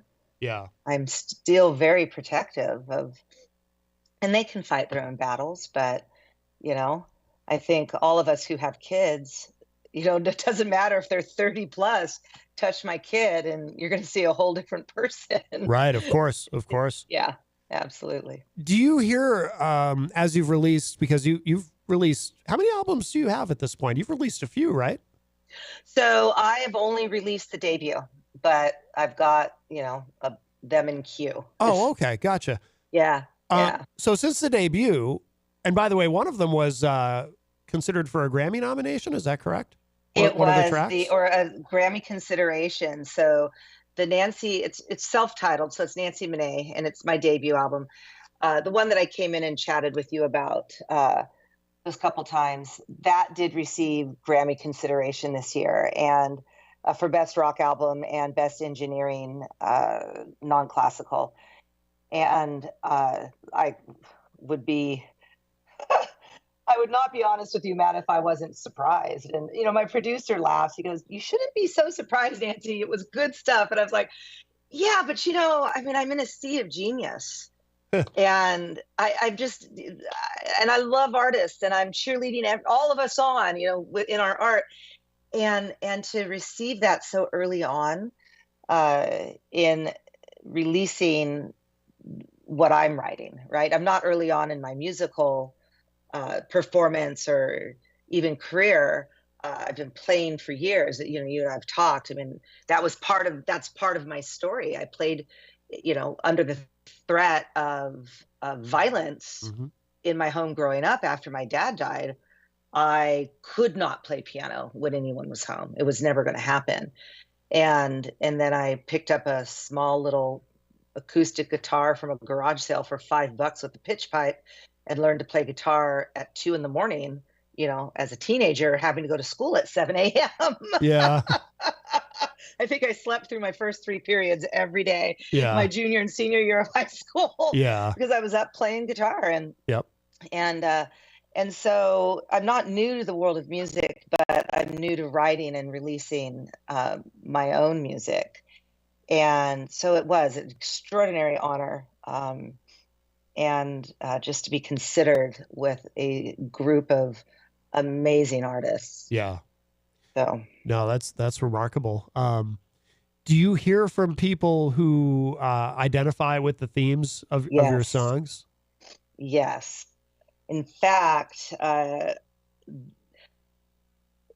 I hear from women on about the song that I wrote called Wanted, and how I got free of an abusive relationship, and I really just kind of hit it straight on.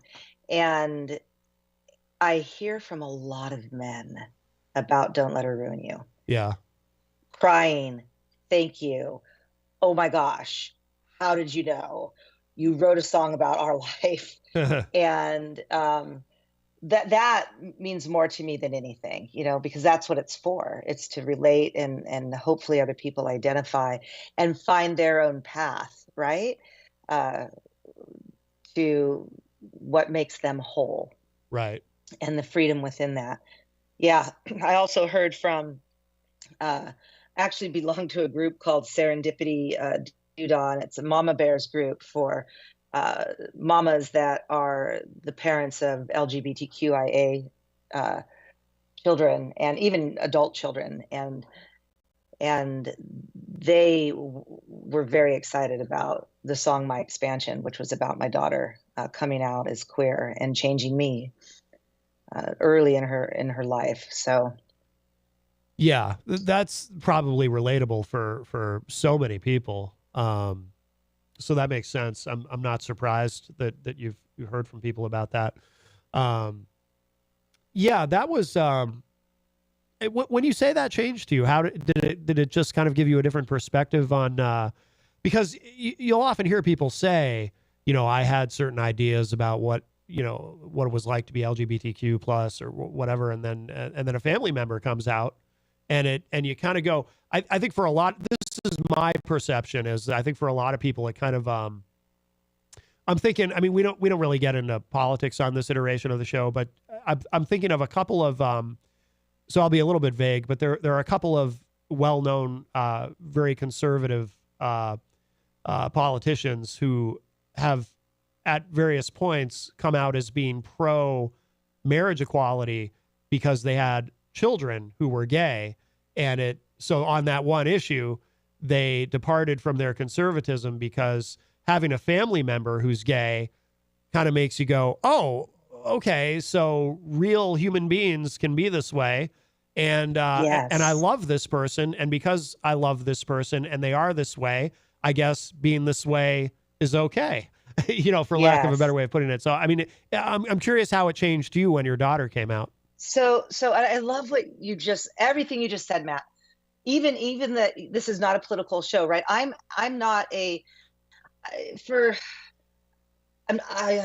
would describe myself as I am not a political activist. I look at myself and what I mean by that, while I have my belief systems and I absolutely support my friends like Jen, right? Absolutely stand there for your healthcare rights, right? Yes. But I'm a writer and I'm a bridge builder, and we all have our places. Would I stand next to Jen for her fight? You betcha. Mm-hmm. But there's a different level of, I think, when people that's their purpose in life, is that they're on the front lines in some of these fights. For me, if anything that I write can just get people to think.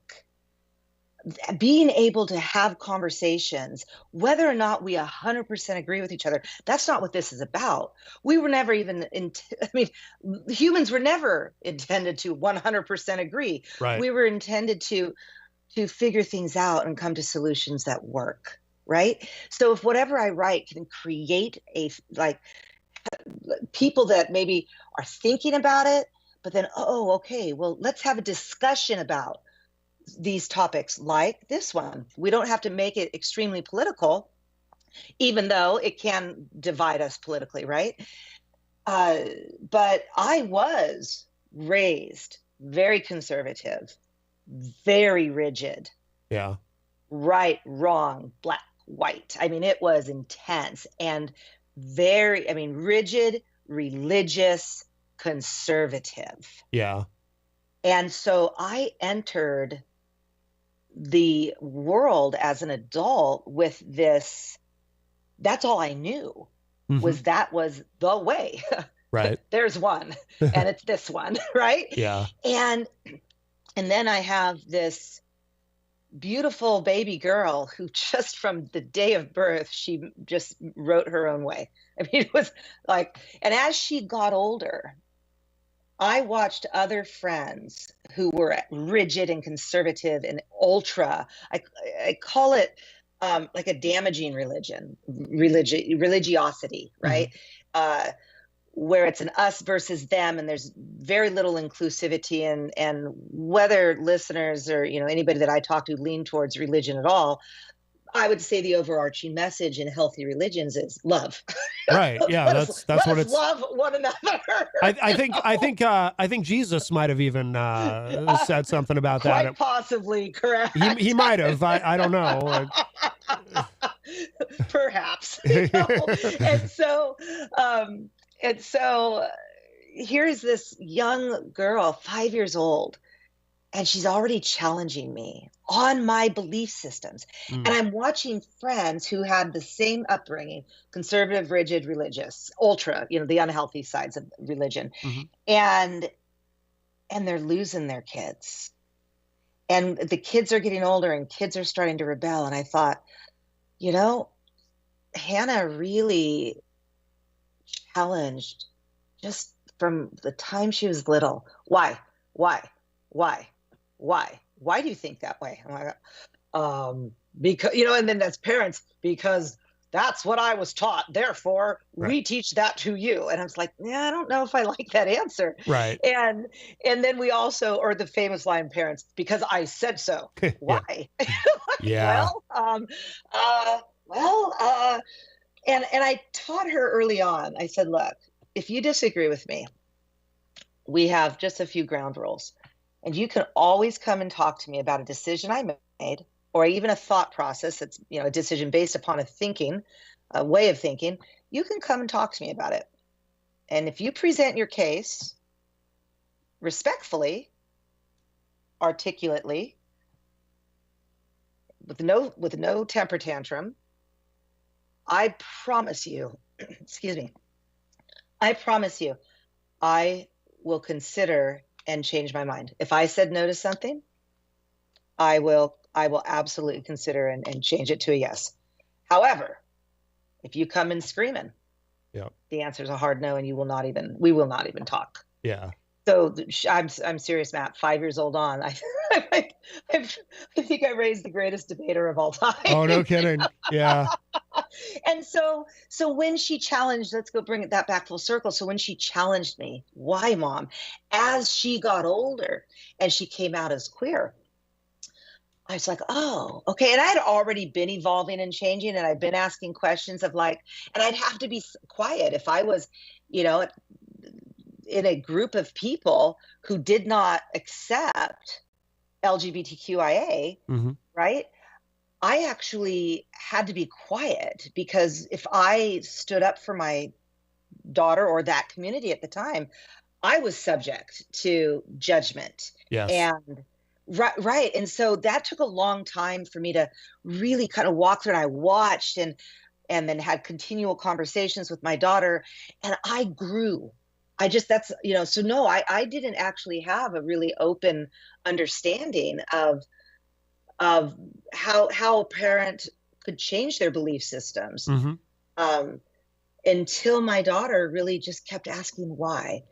And then I thought, well, because that's the way it was at my family table growing up. So let me think about, do I believe what they taught?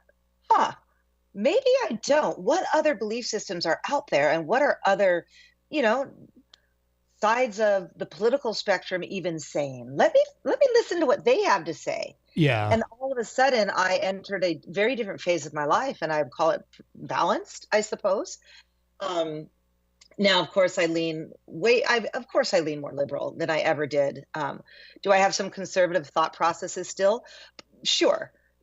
Born and raised in it, you have thoughts and ideas, but I look at it very differently today. And I'm curious to see how any side of the political spectrum is going to help solve what we're facing in our country and as on a world stage. Right. We have to solve it. People are starving. People need medical care. People need housing. Yeah, of Three course. basic needs. And I don't think it's just because, there are varying degrees of how people can earn and how people can make a living. And I don't think that if you can't make a living the way I do, you shouldn't have a roof over your head. Do I have the answers? I don't. But, bring this back full circle. This, young adult still has very challenging conversations. And one of the conversations we had that led me into writing Set Us Free was, Mom, we don't want what you built. Well, I don't understand what that means. Look at your life, Mom, because I've been in business my whole life for myself. Yeah. She says, you've spent your whole life grinding, grind. And you've built and you've built and you've built. We always upgrade our homes and then we buy investment homes or we have investment, retirements. And she said, we don't want that. We want to live in community. We want to take care of each other. We don't want to be what you guys have built. I don't know if you understand that. I was like, oh. And I tell you, Matt, it actually caused me to think about what I built. Yeah. And even present day, like as early as this Set Us Free song was written last year, it's like, I could go about life that's without the grind. I don't have to grind. Oh, I could. Whoa. So here's this 32-year-old, beautiful human still challenging her mom. Yeah. On, and then, I don't know if I told you this when I saw you last, but I got hit really hard by Hurricane Beryl. Oh, no kidding. Really? And I had to come home from tour and really adjust the latter half of my last year. Oh, wow. And I sat my kids down and I said, how do you feel about me downsizing and moving and making life a lot simpler? And they're like, we're all for it, Mom. Yeah. Yeah, because I would like to be able to be on the road for months on end and not have to worry about the thing that we all want to hang on to, and for me it was just too much. And I thought, but that's a conversation with my kid that, because I'm open to thinking about things differently. Will I agree with everything? No. Do I even understand it? She's discussed economics with me and it's gone over my head. And in fact, not because economics go over my head, her economics go over my head. Right. I understand current economics, macro and micro. Yeah. But as she described how economics could change, I actually did say to her, I said, okay, when we had the gay and queer conversation early on in life, and I asked you lots of questions, I said, now I'm going to even ask you more, because this is like speaking Greek to me. Yeah. We can think about how we go about our economy totally different, and people can take care of each other in a way that's sustainable. My mind was just blown when we initially started having those conversations. So I've made her promise. I said, as many times as I ask you questions, please stay patient, because we have these roadmaps in our brain, right? I think anybody that has done any kind of therapy, we get, this even is how we see the world. We have a roadmap. And if we were raised to see the roadmap in a certain way, especially about how economy is built or world power is built. And it's a very difficult mindset to change. Yes. But it's possible to rewrite those roadmaps if we slow down and listen and are open to having these conversations. Yeah. And gosh, if I can create those in the music that I write, and then also bring hope, I think most of what I write, if not all of what I write, ultimately ends with some type of hope statement within it. Yes. I've noticed that. Absolutely. Yeah. Nancy, we're going to have to start. The time goes so quickly. We're going to have to start to wrap up. Unfortunately, I wish we had more time. It's always such a great conversation with you. And I think, if you don't mind, I'm going to close the segment with, because we were talking about the song, My Expansion.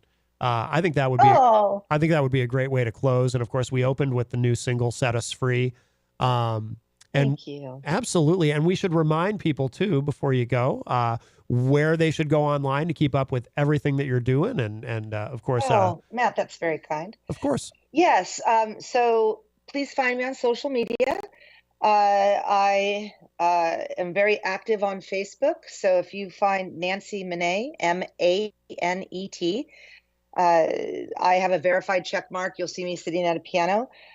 Please follow. Please send me a direct message. I respond to all of them. Just let me know that you heard me here. And then my website as well. We're in the process of updating. So if you fill out information with an email, but in the next couple of weeks, a refreshed website's going up with the new material and a new traveling schedule and things like that. So that's at nancymanet.com. I'm also on Instagram, but I'm newer to Instagram. I joke about it's because my age group was heavily invested in Facebook. Yes. So I try to cross post and do all that. And then, also I'm uploading things to YouTube. I'm not a millennial or a Gen Z. So I'm figuring out that other side of communications, every day. So yeah, you just got to be as many places as possible, Absolutely. I've been thinking about doing more with TikTok. No, I'm kidding. Obviously, it's about to go dark for anyone who doesn't know. You want to know what's funny, Matt? Is I tried so hard to share on TikTok, but every single time I upload stuff, that's not your music. You can't. And I'm like, I even had to send information into their legal department. All that. That's not yours. I'm like, I'm the copyright owner. Please let me upload my music. Yeah, and exactly. They won't. Exactly. So I have this really, unused TikTok account. But yes, that is actually funny, Matt. Yeah. Well, or not. I mean, however we want to see it. Yeah, I know. I actually feel badly for a lot of people, but I do too. Yeah, but no, it'll be interesting to see what happens next with that. But Nancy Manet, thank you so much. Always such a pleasure to have you on. I always enjoy the discussion. And thank you. Absolutely, and congratulations on everything. And we'll let you go, and we'll close out with this song, "My Expansion." And then for those of you listening live on Saturday, Quincy Raymond is coming up next. He's going to play live in studio for us. But we'll let you go, Nancy. Thank you again so much. Yeah, thank you, Matt. And much love to Jen. Absolutely. Thank you. You both. Okay. Thank you. Bye-bye. All right, the great Nancy Manet. And here it is. This is called "My Expansion." This is a really good song.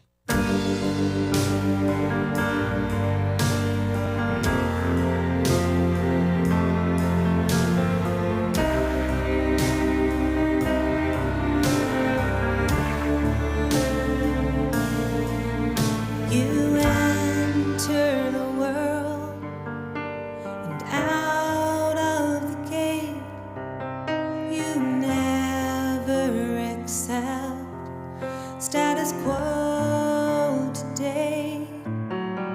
You blazed a trail that was all your own, even though being queer was not well known. When others were wearing polo shirts, you wanted tattoos under your skirt.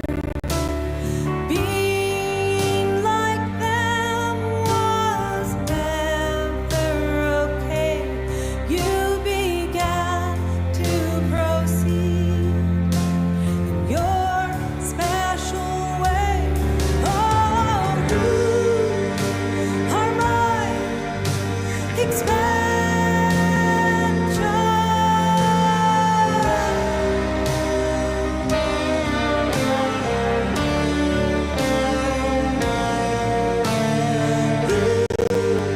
You are my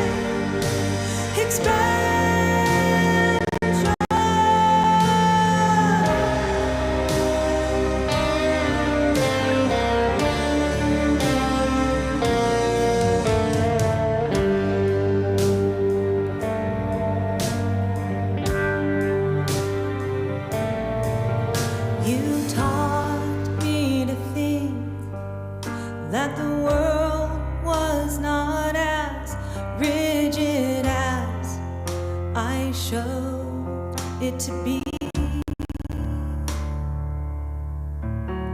You opened my eyes.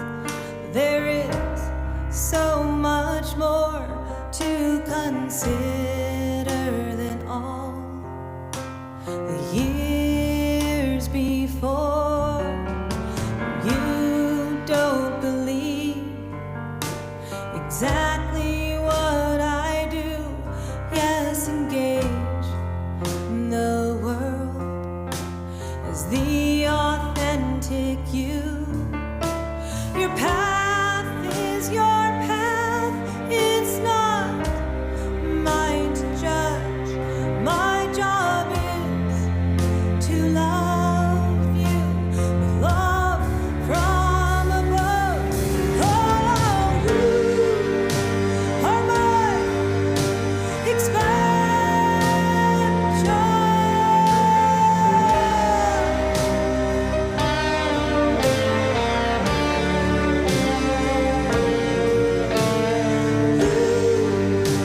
Are my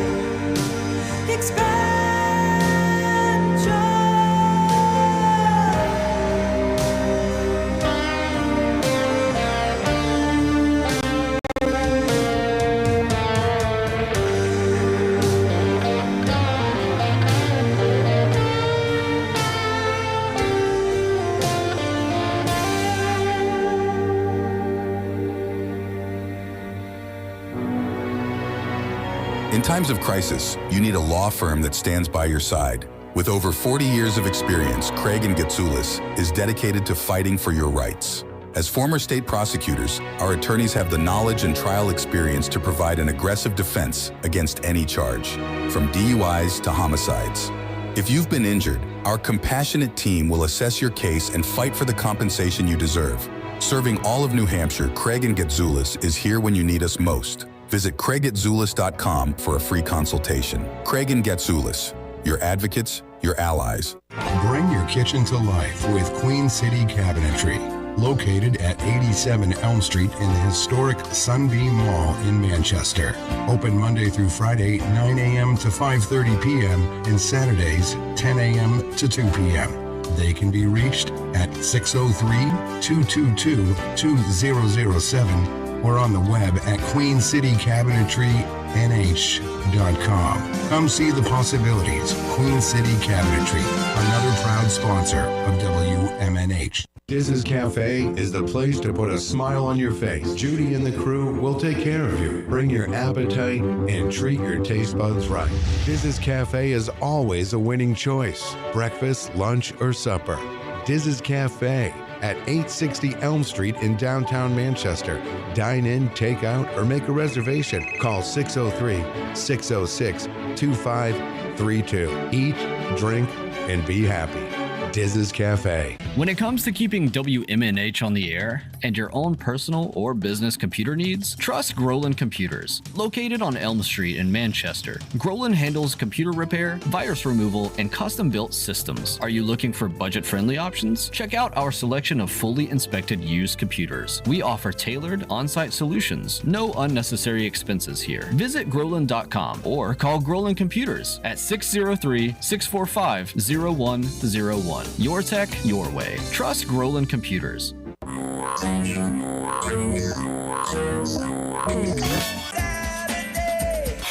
Midnight. 7 times out of 10, we listen to our music at night. Thus spawned the title of this program. Late Night Delight with DJ Midas, right here on WMNH Manchester. You wanna know why? Because I'm on the radio. Saturdays and Sunday nights, midnight to 4 a.m. This hour on WMNH is sponsored by CGI Business Solutions, located at 5 Dartmouth Drive in Auburn. They serve all your business needs, including employee benefits planning, corporate design and business administration, investments and wealth management, and customized business insurance solutions. Their phone number is 866-841-4600 or on the web at cgibusinesssolutions.com.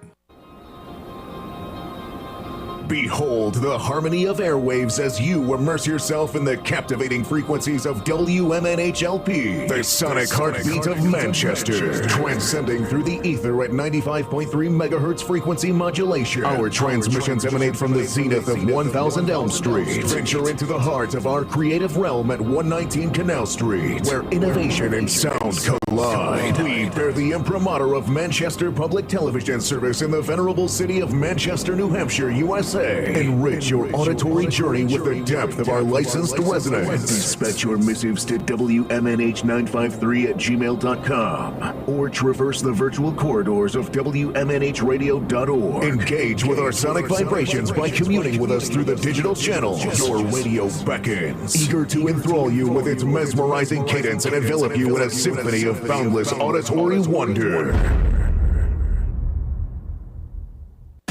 WMNH, rip the knob off.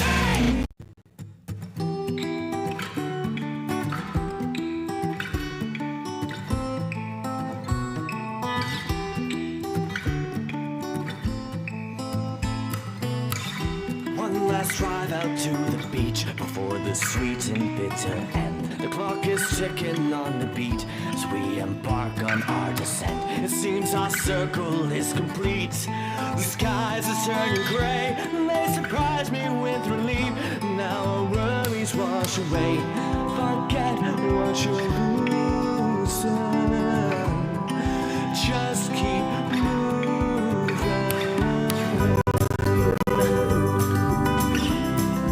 Faster, faster. Here comes the fallout. How long till we rise and fall? Ash ebbing with the tide. I am such your beck and call. I am ever by your side. So the ride keeps spinning around. The world is silent as it stops. We know it's coming any day. So its arrival is a shock. Drop what you're doing. Just keep moving. Faster, faster. Here comes the fallout. It's coming from the skies, flashing before my eyes, running out of time. Here comes the fallout. Not long until this life turns to decay. We fade to the darkness, we're condemned. By the time we had drawn the lines, it seemed we had already crossed them. Move faster, faster. Here comes the fallout.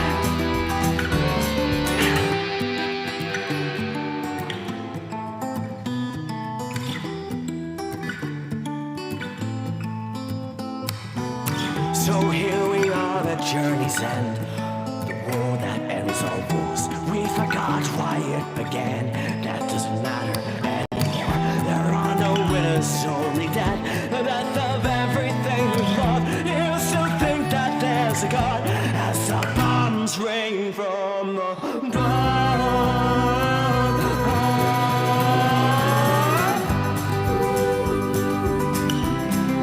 faster, faster. Here comes the fallout. It's coming from the skies, flashing before my eyes. We're running out of time. We're all gonna die. We're all gonna die. Hell falls from the skies. The ash burns out our eyes. We've run out of time. We're all gonna die.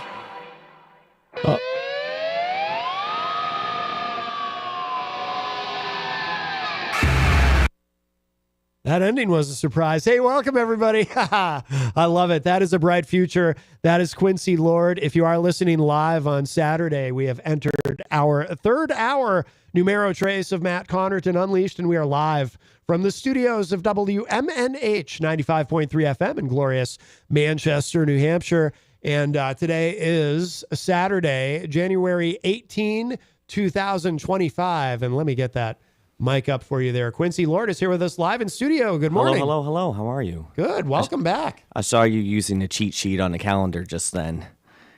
Oh, when I look over there, yeah. It's until it becomes afternoon. I don't recall what day of the month it is, but by the afternoon I've woken up.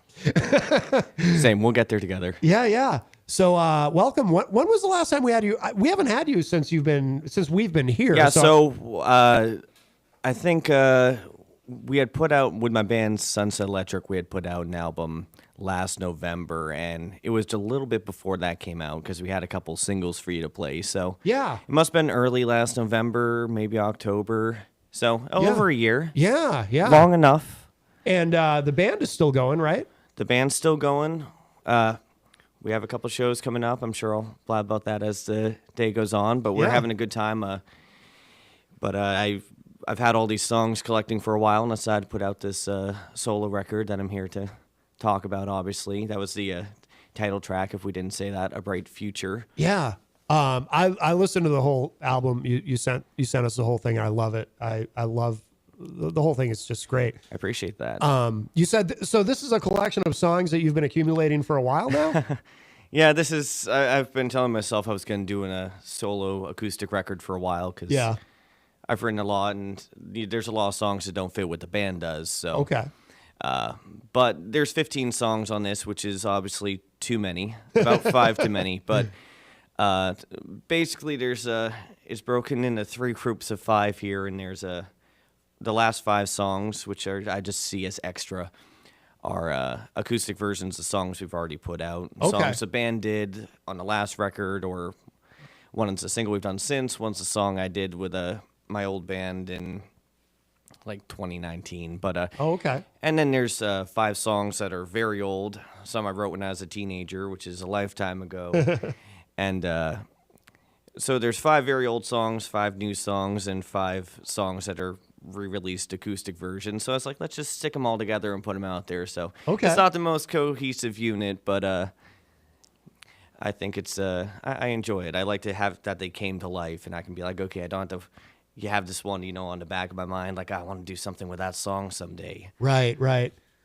In terms of recording these, who else is on these tracks with you, or is it all you? Did you do this all yourself? I did all the recording, but I had a bunch of friends join me on this. The Sunset Electric tracks, the 4 of the tracks at the end, I had my bass player from the band, Dan Smiles, Morno on the bass guitar. My buddy Justin Fife helped with a bunch of these. Justin McInnes also. They're both in the band with me. And then I had help from my friend Cassidy. That song we just played, she did some backup vocals on. Okay. And she's on 2 other songs on the album. I met her this past year, and I heard her. We were at the same show, and I heard her sing, and I asked her to come feature on some songs, and she did, and I was very glad. It ended up working out really well. Is she in a band, or is she? She isn't. She actually does music therapy, I believe. Oh, no kidding. Yeah, Oh, it's very cool. I'm a little jealous. It sounds like a fun thing to be doing, but yeah. And then my friend Will Hart on one of the tracks that we'll probably play later, Steamtown, played some harmonica for us. So, anyways, I had a bunch of people on this, and Snowcone, my partner, did the album artwork. For those who didn't see the picture, it's kind of a newspaper front with the title "A Bright Future," and a reflection of an eye with an atomic explosion in the background. So, if to set the cynical tone there. Yeah, I really like the cover. I was curious about that. Yeah, that's really cool. How is your approach different to recording these than with the band? Well, I set out with the intent to just keep it so simple and just have my voice and a guitar, and I didn't let myself do that. And there's one track which ended up just being vocals and guitar, and the rest had a lot more. But I mixed a band's record also, and we recorded that ourselves. And I wanted to see how it would be to mix something without drums. So for me, the approach was thinking about the mix and that process of it, the post-production of how's this going to be different. And I tried a bunch of different things on different songs, and in the future I'll look back and some will be like, okay, that really worked, and others will be like, I should never have done that. Right. Oh, that's the inevitability of So it goes. Yeah, exactly. But yeah. Did you record these in a studio, or did you do it at home, or? The studio being my apartment, yeah. Okay, yeah. Much to my neighbor's chagrin, I'm sure. Yeah. Well, but you didn't have like a full drum set in there. No, or no, anything, there wasn't so. that. Just a lot of takes of me being very loud. Really, yeah. Oh, that's funny. You want to play? I'm dying to hear you play live. Yeah. Let me pull that. I'll pull that other. So because we're already live on the air, we can't do a proper soundtrack. But if you want to strum that guitar a little bit, let me just make sure I can. Got some. It's okay. I know from history that people like hearing guitar be strummed, so. Yeah. Oh, that sounds nice. Yeah, that sounds really good in the headphones. Sounds great in my headphones. I'm not wearing any if you're not listening. Not watching? I guess you wouldn't know that. Right, yes. Well, radio is theater of the mind, so you could have actually just pretended you had headphones. You want me to be full of deceit today? Is that what we're doing? Well, it's early. We can be more honest in the afternoon. See, that's the thing. It's true. I still have morning voice. We'll have some gravel here. Oh, that can be a good thing. That can be a good thing. What are you going to play for us?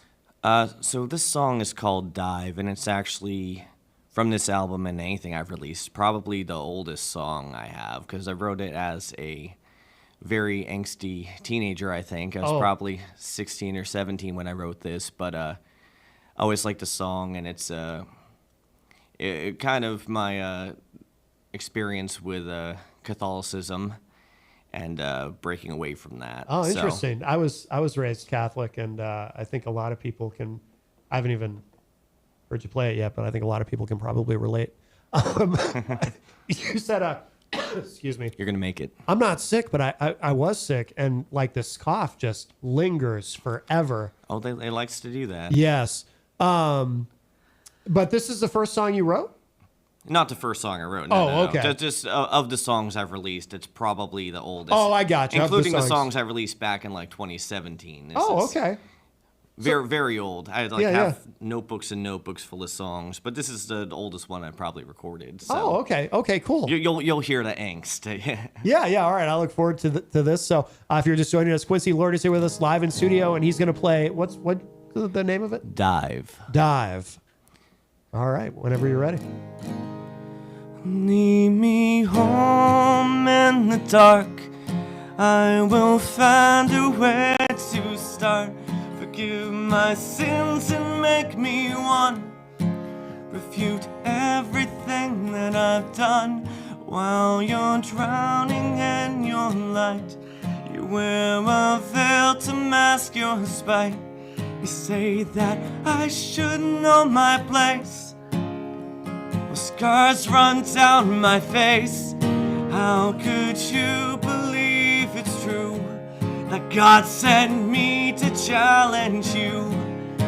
Well, that's what you say I am. You say that I am. Build me up from ground to sky. Break my wings, I'll learn to fly. Don't you ever wonder why they built mountains out of lies? Just to dive, dive, dive. Let the wind take you in.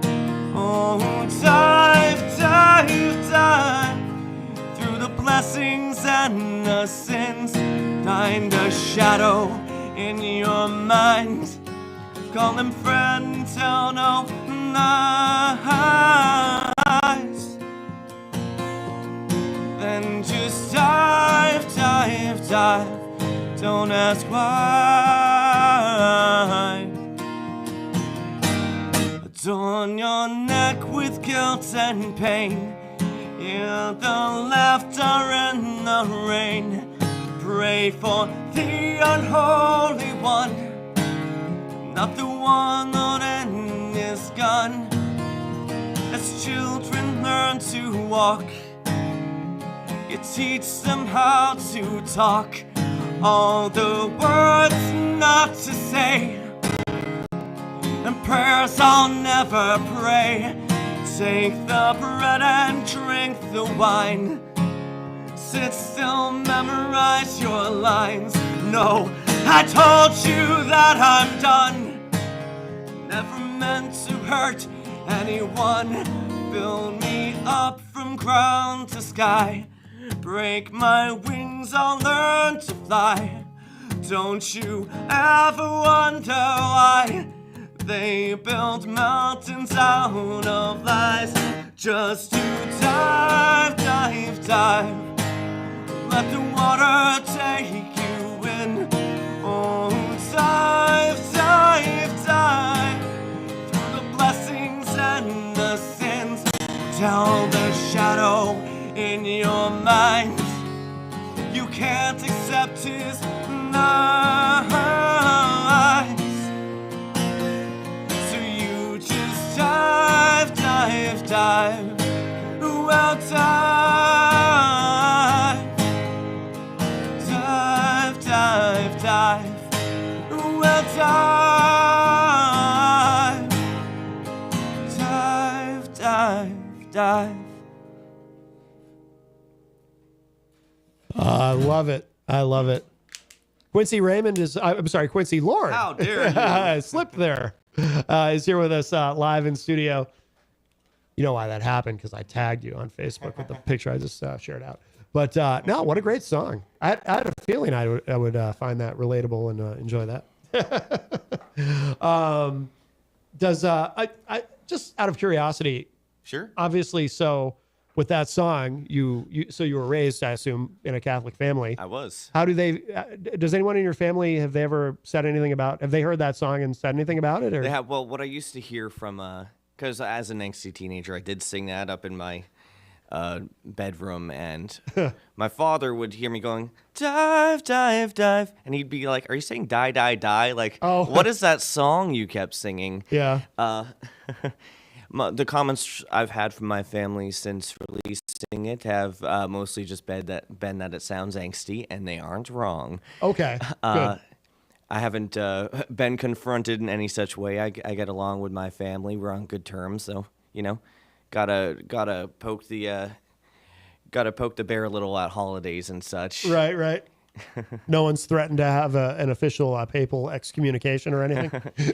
Not quite yet. I can't say I'm too concerned about that. Right. Yeah. Yes. Understood. But yeah, that one's it was a lot, but it was a lifetime ago also. Yeah. Everyone's experience is different there, but I was like, someone might relate to this, and hopefully it's a good song for someone who's still in that. Yeah. No, it's very, very catchy. I like that a lot.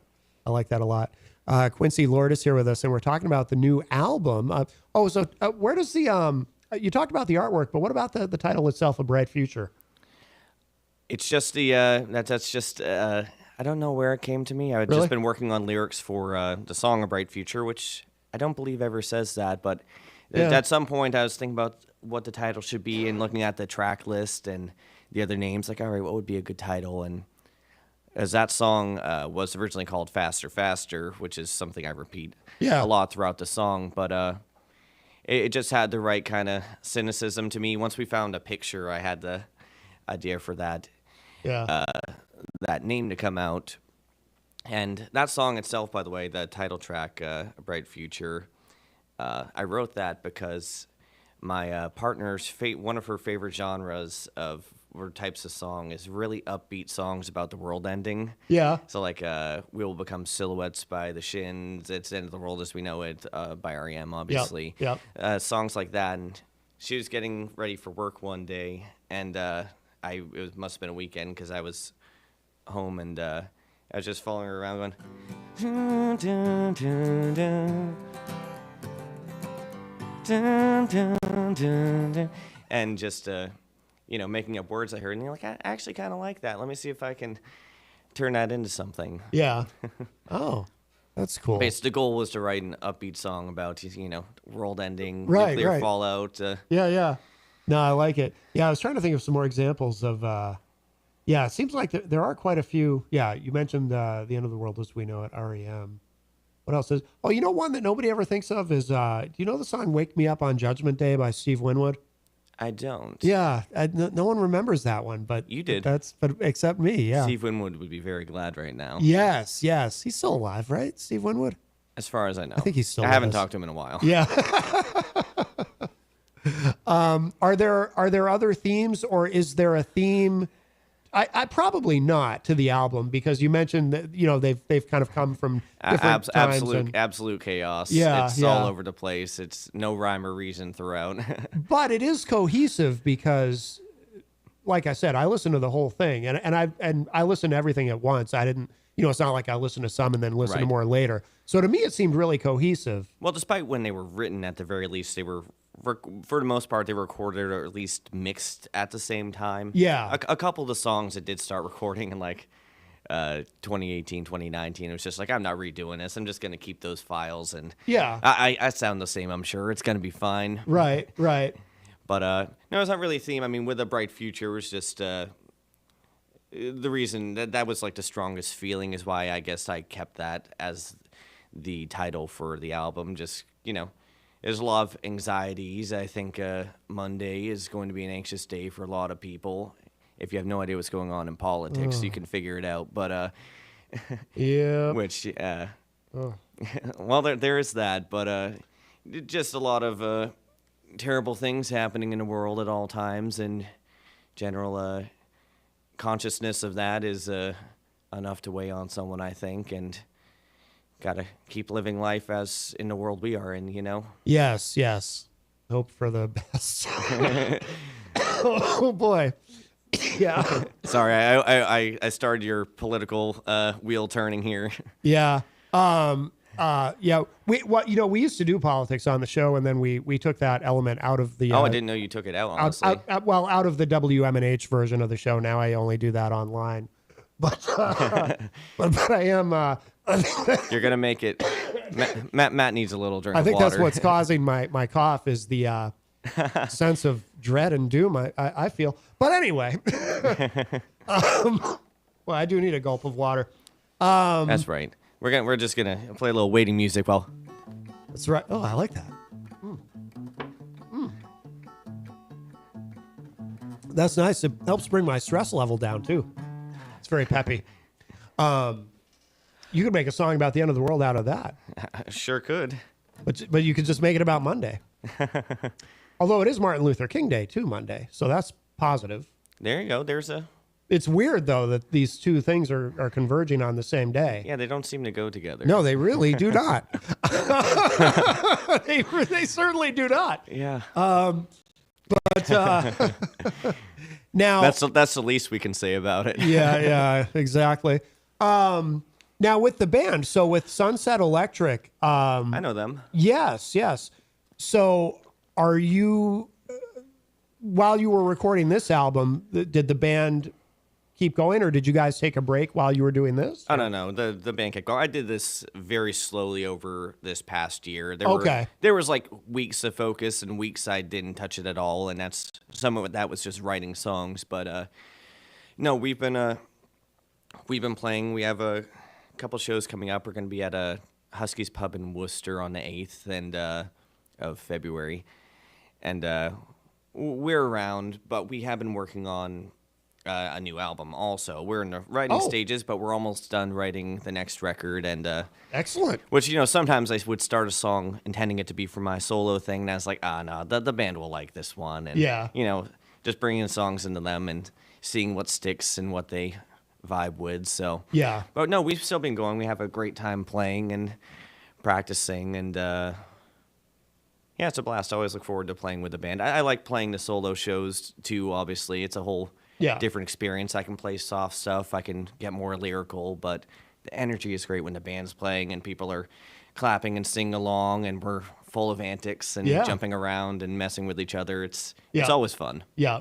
Now with the solo shows, do you do like really long sets? Do you do like multi-hour? Yeah, usually. I mean, I do a lot of breweries. Today I'm playing at Seven Saws Brewing in Holden, Mass. Excellent. One of my favorite spots, but I've been playing there a very long time. Yeah, like how long? Like before COVID, probably like 2018, I want to say I started, which might be around when they opened, I lived in Leominster at the time, so it was a lot closer. Yeah. So it made sense that I found them and was going there. But yeah, I've been going there. I was there every Sunday as a duo with one of my bandmates for a good while. But anyways, I'll be there. But yeah, it's like a 3-hour set when I'm playing at a brewery, which, you know, I like to play my originals, do a lot, and people are very receptive to that. Yeah, good. But I also, you know, play covers and make people happy. Sure. The best thing is when you play a cover of a song you know, but that's not popular, and people come, I really like that original of yours. And I'm like, Yes. well, you picked the one that wasn't mine, but I understand. I love it too. Yeah, yeah.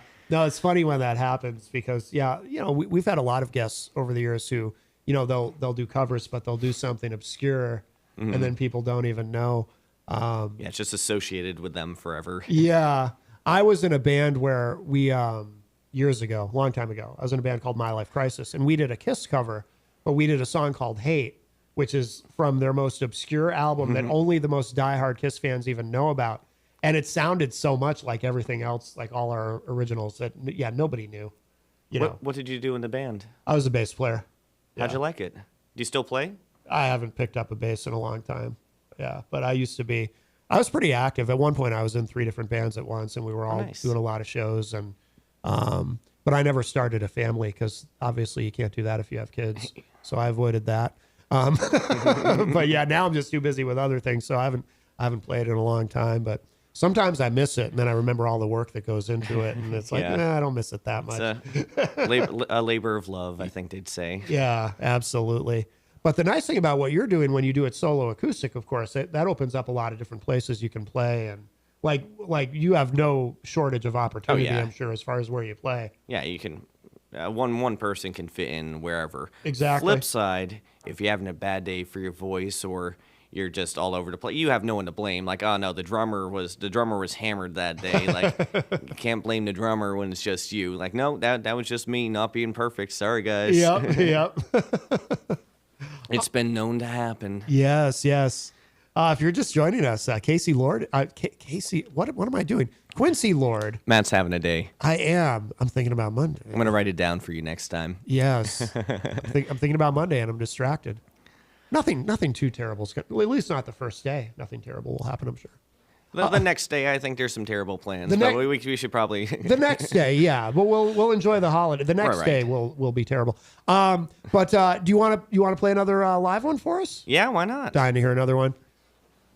Let me get that other mic back up there. That guitar sounds nice. Sure, I'm gonna play you. This was one of the songs I actually had released already with Sunset Electric, but I released it as an acoustic version on this album because it's a lot of fun. And I'm pretty sure I didn't play it last semester. It's called The Inn. Okay. No, we played the recording last time. That's it. Oh, okay. But I want to play it, so we're going to. Awesome. And it's I don't know. I guess it's about feeling lost. It's fun.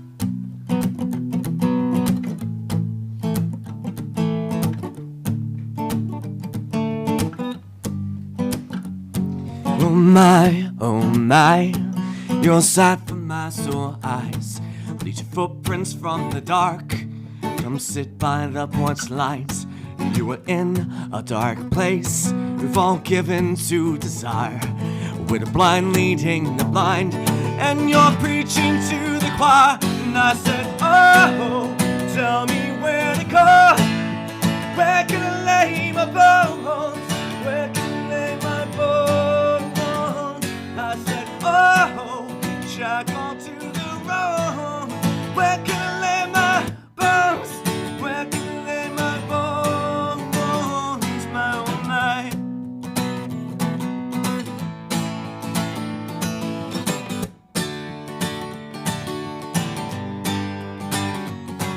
oh my. Oh my, I see you're not aching soul.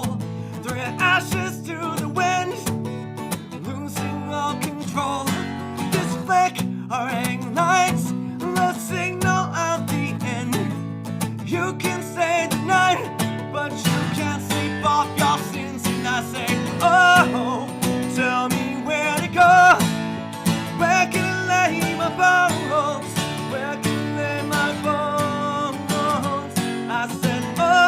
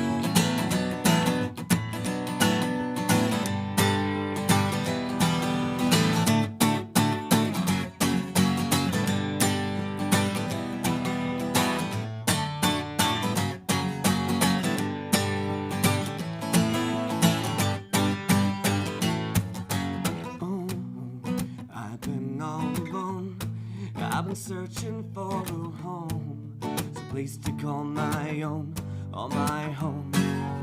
Oh, but they chained me to this road. Where can I lay my bones? Where can I lay my... And I say, oh, tell me where to go. Where can I lay my bones?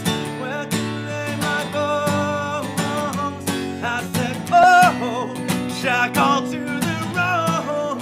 Where can I lay my bones? Where can I lay my bones? My own life.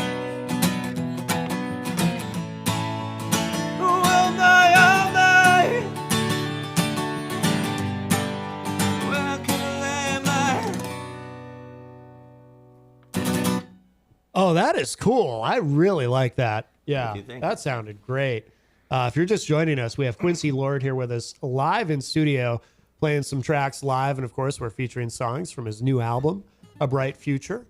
And refresh my memory, is it out now or is it coming out? It is out now. It is? It came out on January 1st. Felt appropriate. Yeah, excellent. So it's on all the streaming platforms. It I is on presume? all the streaming platforms, as far as I know.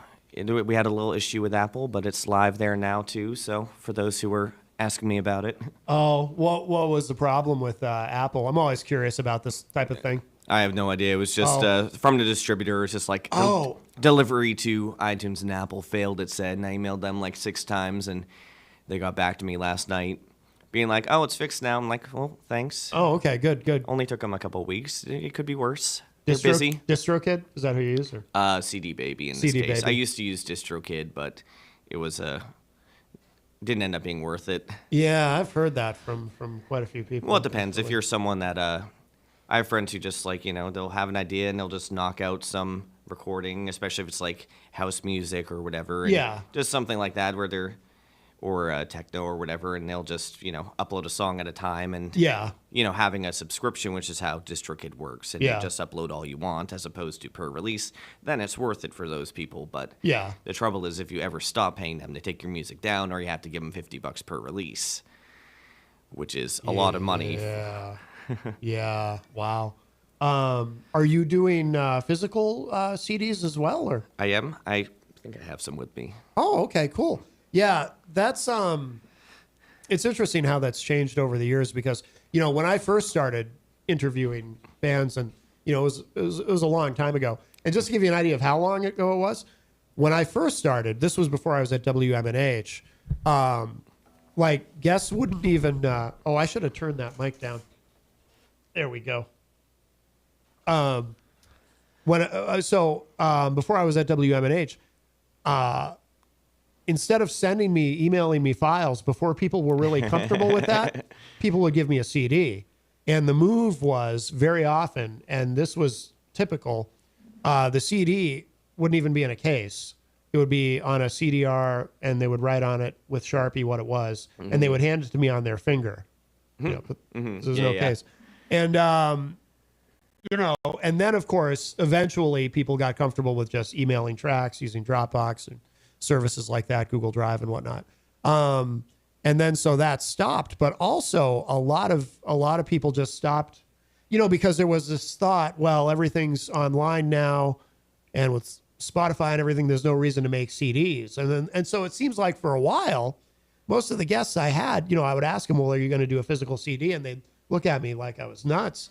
But now over the past, 5 or 6 years, probably, everybody's doing CDs again, and some are even doing vinyl, which apparently is very expensive. But There's definitely a vinyl resurgence for sure. yeah.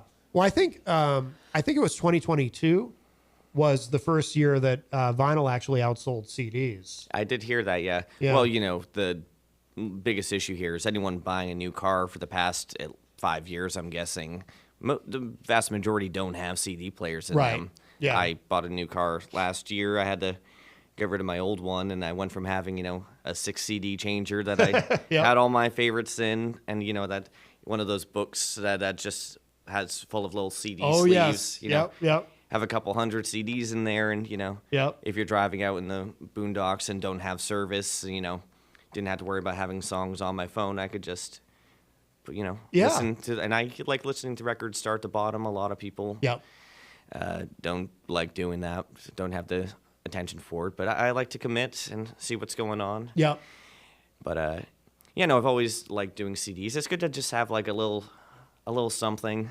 Well, that's the thing, it's fun to listen, it's fun to look at liner notes and the artwork and everything, that whole experience.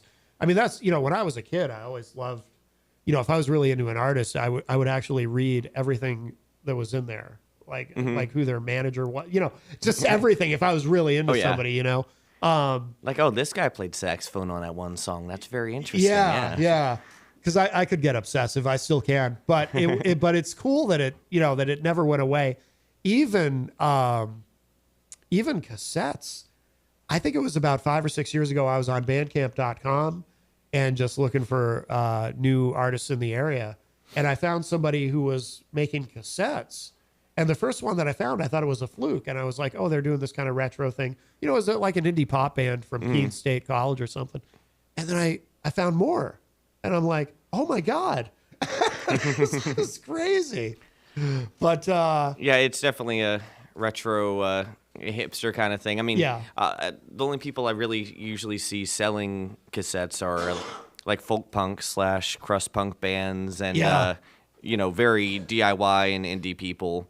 I don't see many 8-tracks anymore. No 8-tracks. Yeah. my bandmate, and I'm in another band called Pants to Band. That's largely the same members, but all in different roles. Oh, okay. As a Sunset, but our keyboardist Justin McInnes is the singer in Pants, and it's all his songs. And it's whole different vibe. Anyways, he has the means to record 8-track. Really? And he's dead set on our next recording, just releasing a couple like that, just to say we could. That's fun. Wow. I do remember seeing Cheap Trick like 10 years ago, and they had just as a gag released an 8-track of their new record at the time. Really? Oh, that's wild. Just so that they could say they have the number 1 8-track in the world. Yeah. Which, I guess so. Also the only, but yeah. Yeah.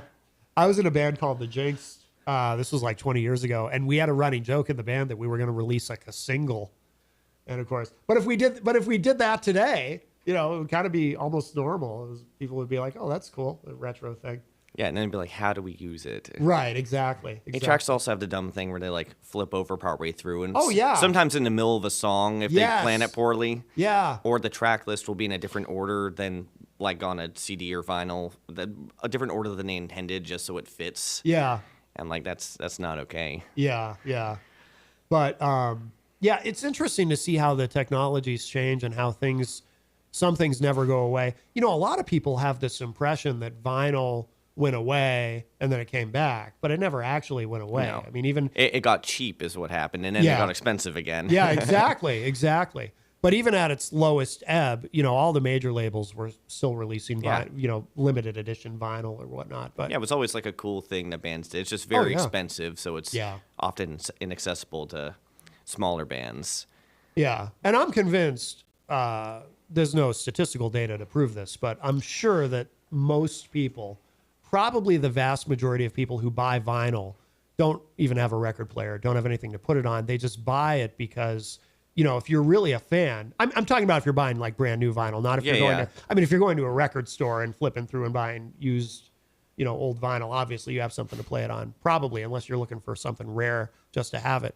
But I think most people who buy new vinyl, they probably don't have anything to play it on. They just, if they're a fan of an artist, right? It's just cool to have it. It's a collectible. A lot of people hang them on the walls. Yeah, and exactly. They do a lot of, I don't know what to call it, but instead of just a plain black record, it'll be like a cool splattered thing, or have all different colors in there and whatever process they go through. But to make it pretty to look at. Yeah, exactly. The only time I really buy a new one is some of my favorite bands that are smaller. I go and see them live, and I like to support them and buy their merch. So that's when I'll buy one, and I'll throw it on. But in reality, I'll play it once or twice, or at home on a rainy day or something once in a while. But it's there's not much reason for me to put on vinyl. I have an apartment. I don't have a great sound setup for it. It's not like I'm blasting it through my favorite speakers or anything. So it's like let's hear my worst speakers with the highest fidelity recording I could have, and medium, and see how that goes. Yeah, we don't even have Jenny and I don't even have a CD player at home. we have one here, but I think the only one who ever uses it, to the best of my knowledge. I don't know if you know Rob Azevedo. He hosts a show here called Granite State of Mind Fridays at 6. I haven't met him, but I've watched. I've had some friends go on his show before. Okay, yeah, and he also owns Pembroke City Limits, which everybody knows. Yeah. So Rob actually will bring in CDs, and he. So I know this. I know it works, but I've never used it. But people give us CDs, and and it's nice to have them and whatnot. But but we have nothing at home to actually play them on. But it's nice to have them.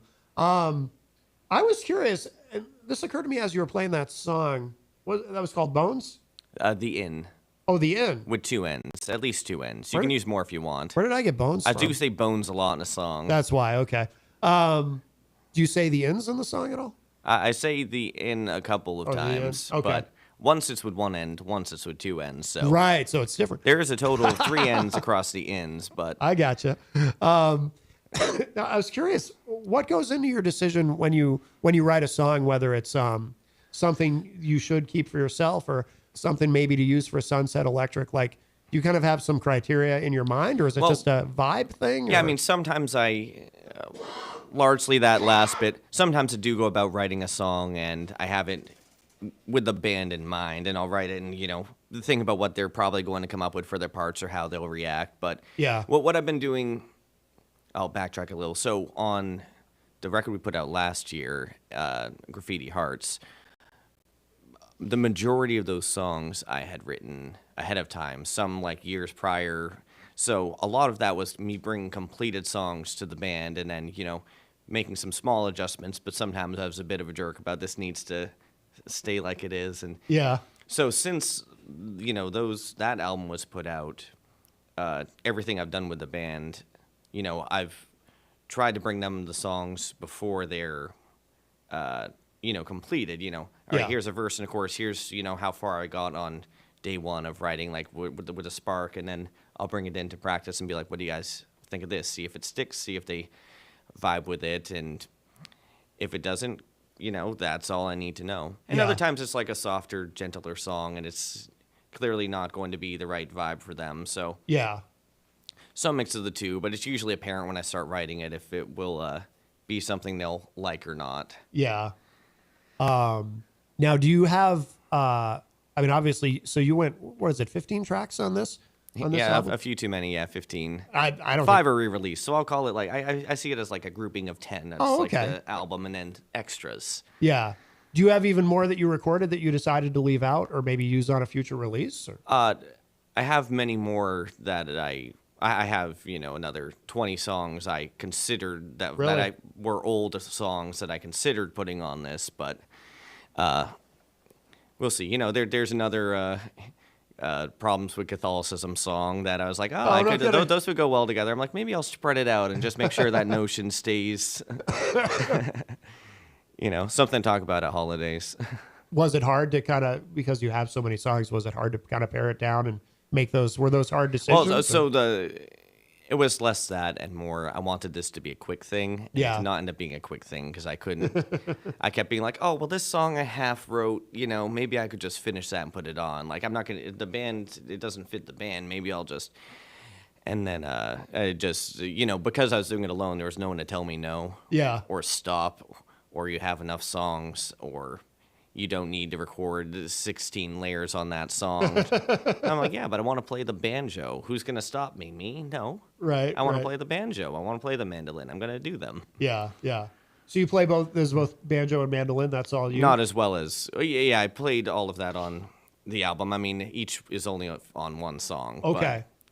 But, I do play those. I mean, I think my cousin Josiah put it that there's a genre he'd call it of guitar players who pick up a banjo. Yeah. And that's very much what I am. I'm not I don't do the claw hammer or the proper things.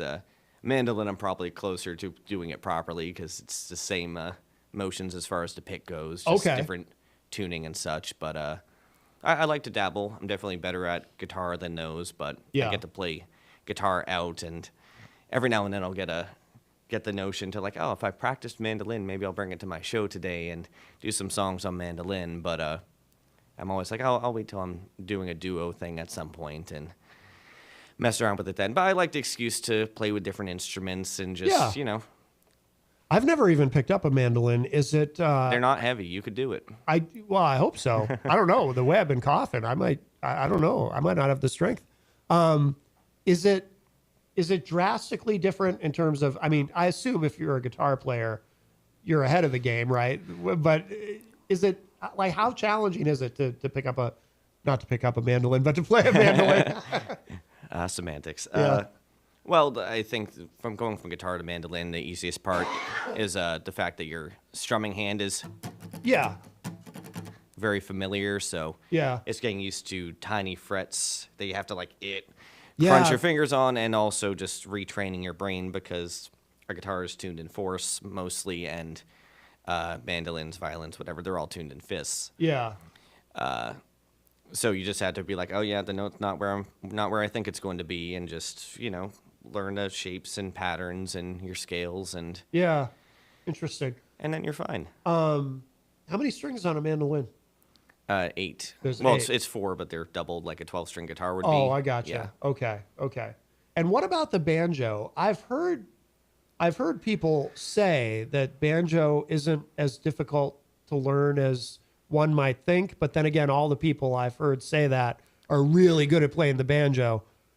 So, not being a proficient banjo player, I'll put it here. You can, coming as a guitar player especially, you can come and you can make decent sounds on a banjo, and you can play it and make noise. A lot of it's tuned, much like a guitar. Okay. Except with a very high string on the wrong side, which you get used to. But if you're playing banjo like a banjo player would, like a bluegrass player or traditional player would, I think that requires a high-level skill. I think, bluegrass players are some of the most talented musicians there are. I agree, yeah. You just have a folk instrument, you just shred on it. There's no drums to guide you. You all just have to lock in together and, they go crazy. So I think that's a high level, in my mind, is a high level of talent. I'm always impressed by good banjo players. My friend Ross plays the banjo very well. Yeah. I'm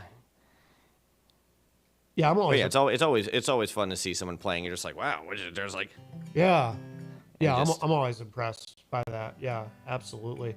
Or even just being able to finger pick, just generally. I mean, because I'm a bass player and I play with a pick most of the time, even playing bass. You don't have to tell anyone that. Yeah, everyone. It's okay. I use it. Everyone already knows. Hey, Paul McCartney does it. So I use a pick on the bass too. I've played bass in the bands before, and on this record, I played a lot of bass, obviously. But I use a pick. It's easier. Yeah. There was one track I went to and used my fingers because I wanted it to be an upright bass, but I didn't have an upright bass. Oh. I was too impatient to ask someone else to play it or to go and borrow one and get used to it. I'm like, I'm just gonna roll my tone knobs back and use my fingers, and it'll be fine. Yeah, there you go. That's something I've never done either. I've never played an upright bass. Bucket list, Matt. Bucket list. I don't know. It just looks so awkward to me. Yeah, that one's a little harder to pick up, physically. Yeah, it's heavy because it's big. Interesting. So you do all the guitar and the mandolin and the banjo on the album, and for the most part, I did have Justin Fife, who's my dear bandmate. He on the Sunset Electric songs, I did have him come in and do acoustic versions of his parts. Okay. I was like, you already know this. Let's do the thing. Yeah. But yeah, I like being in my tower song and just recording all the little bits, and I could use a little thing here. I record a lot more tracks than I use. I'm like, maybe I did too much here. Maybe I need to calm down a little. And is the only other vocalist Cassidy? Is she the only other vocalist? No, Justin Fife also.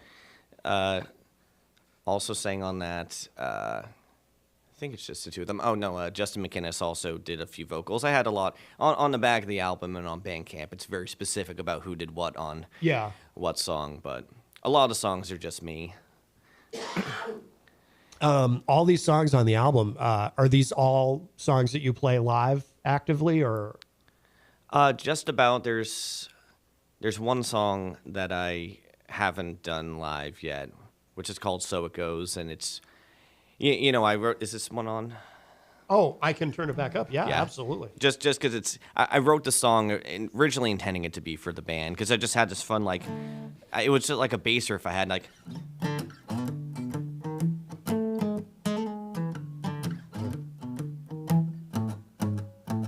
like that. Whatever. And I was like, oh, that's like a cool groovy thing. I was like, and I was like messing around on the drums, and I was like, all right, this could be a cool thing, but I just never had that next part that would make sense with the band, and I picked it up one day and, just started singing the next section. And but anyways, it's just, I guess I just need to practice it. Like, it's a little bit of a throwaway song, but I like listening to the recording. It makes me happy. But yeah. Try to keep moving, and like it has this whole like kind of melancholy feel to it as it goes, and it's one of my many songs about mental health and just being a mess in general. But but that's the only one I haven't really done live, which I could probably practice and get there, but I've just never had this isn't the one I want to show off really necessarily. Yeah. Like I like it for me, but. Right. No, I like that. I do like that riff. It's got a nice groove to it. Yeah. Well, the time goes quickly. We are already approaching the top of the hour, and I want to make sure we get one more studio track in. Sure. But before we do that, so what do people need to know about where to keep up with everything that you're doing and the band too, Sunset Electric? Yeah, sure. So all my social media is under Quincy Lord Music. Quincy Lord Music. Quincy Lord was my name, in case you missed that. Yes. Sunset Electric Band is where you can find all the band stuff. I post the most on Facebook because I resent social media in general and can't commit to too many of them. And that's the one that lets me make events.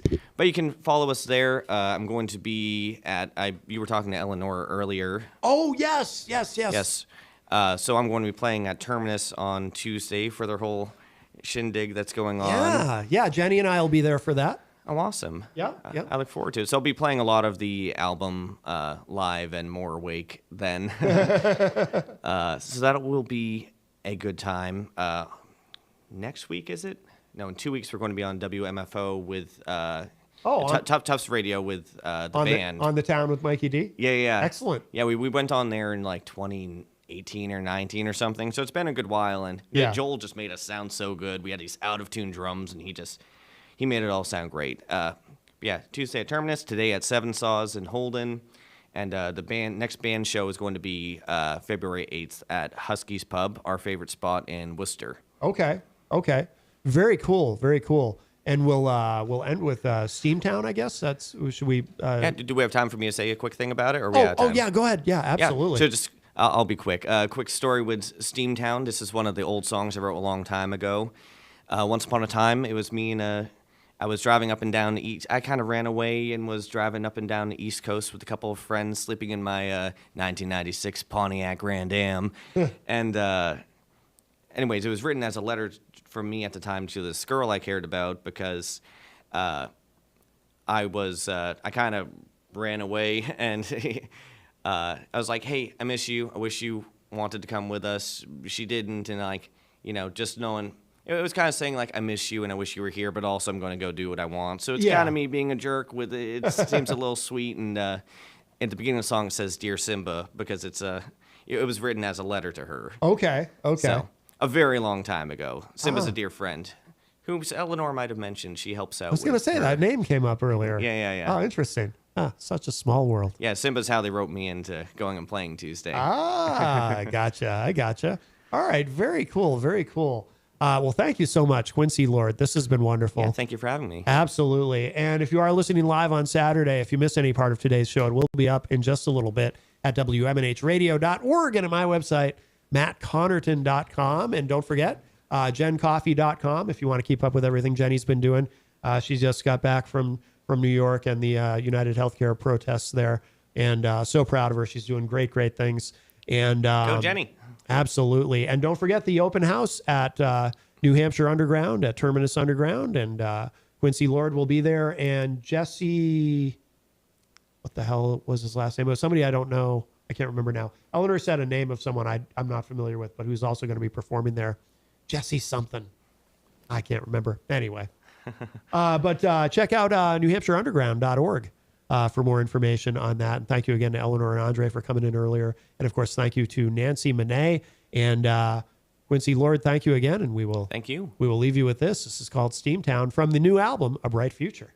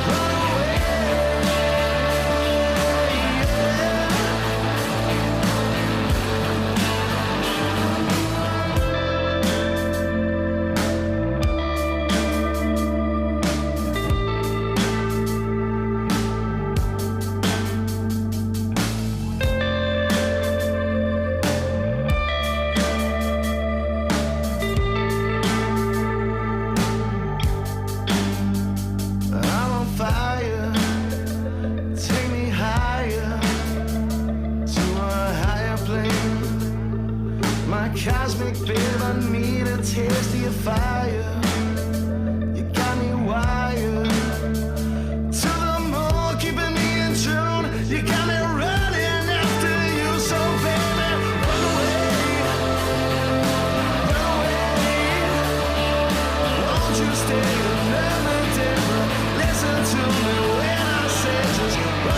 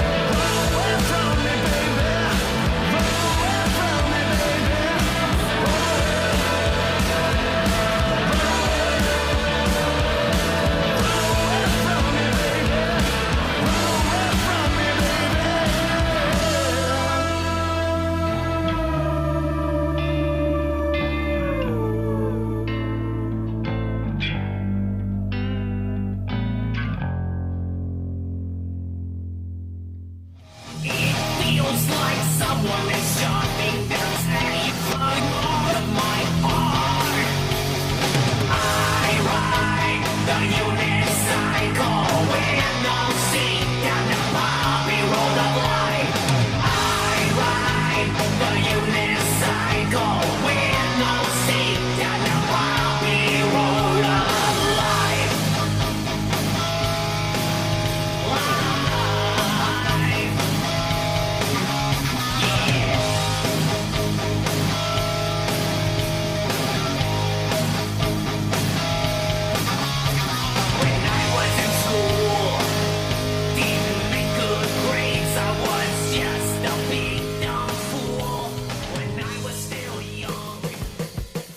You are listening to WMNHLP, Manchester's radio. Broadcasting from the top of 1000 Elm Street. Our studios are located at 119 Canal Street and licensed to Manchester Public Television Service in Manchester, New Hampshire. Contact us by email at WMNH953@gmail.com or through our website at WMNHradio.org. It's noontime in Manchester. You're listening to Vinyl Impressions with Martin Brown.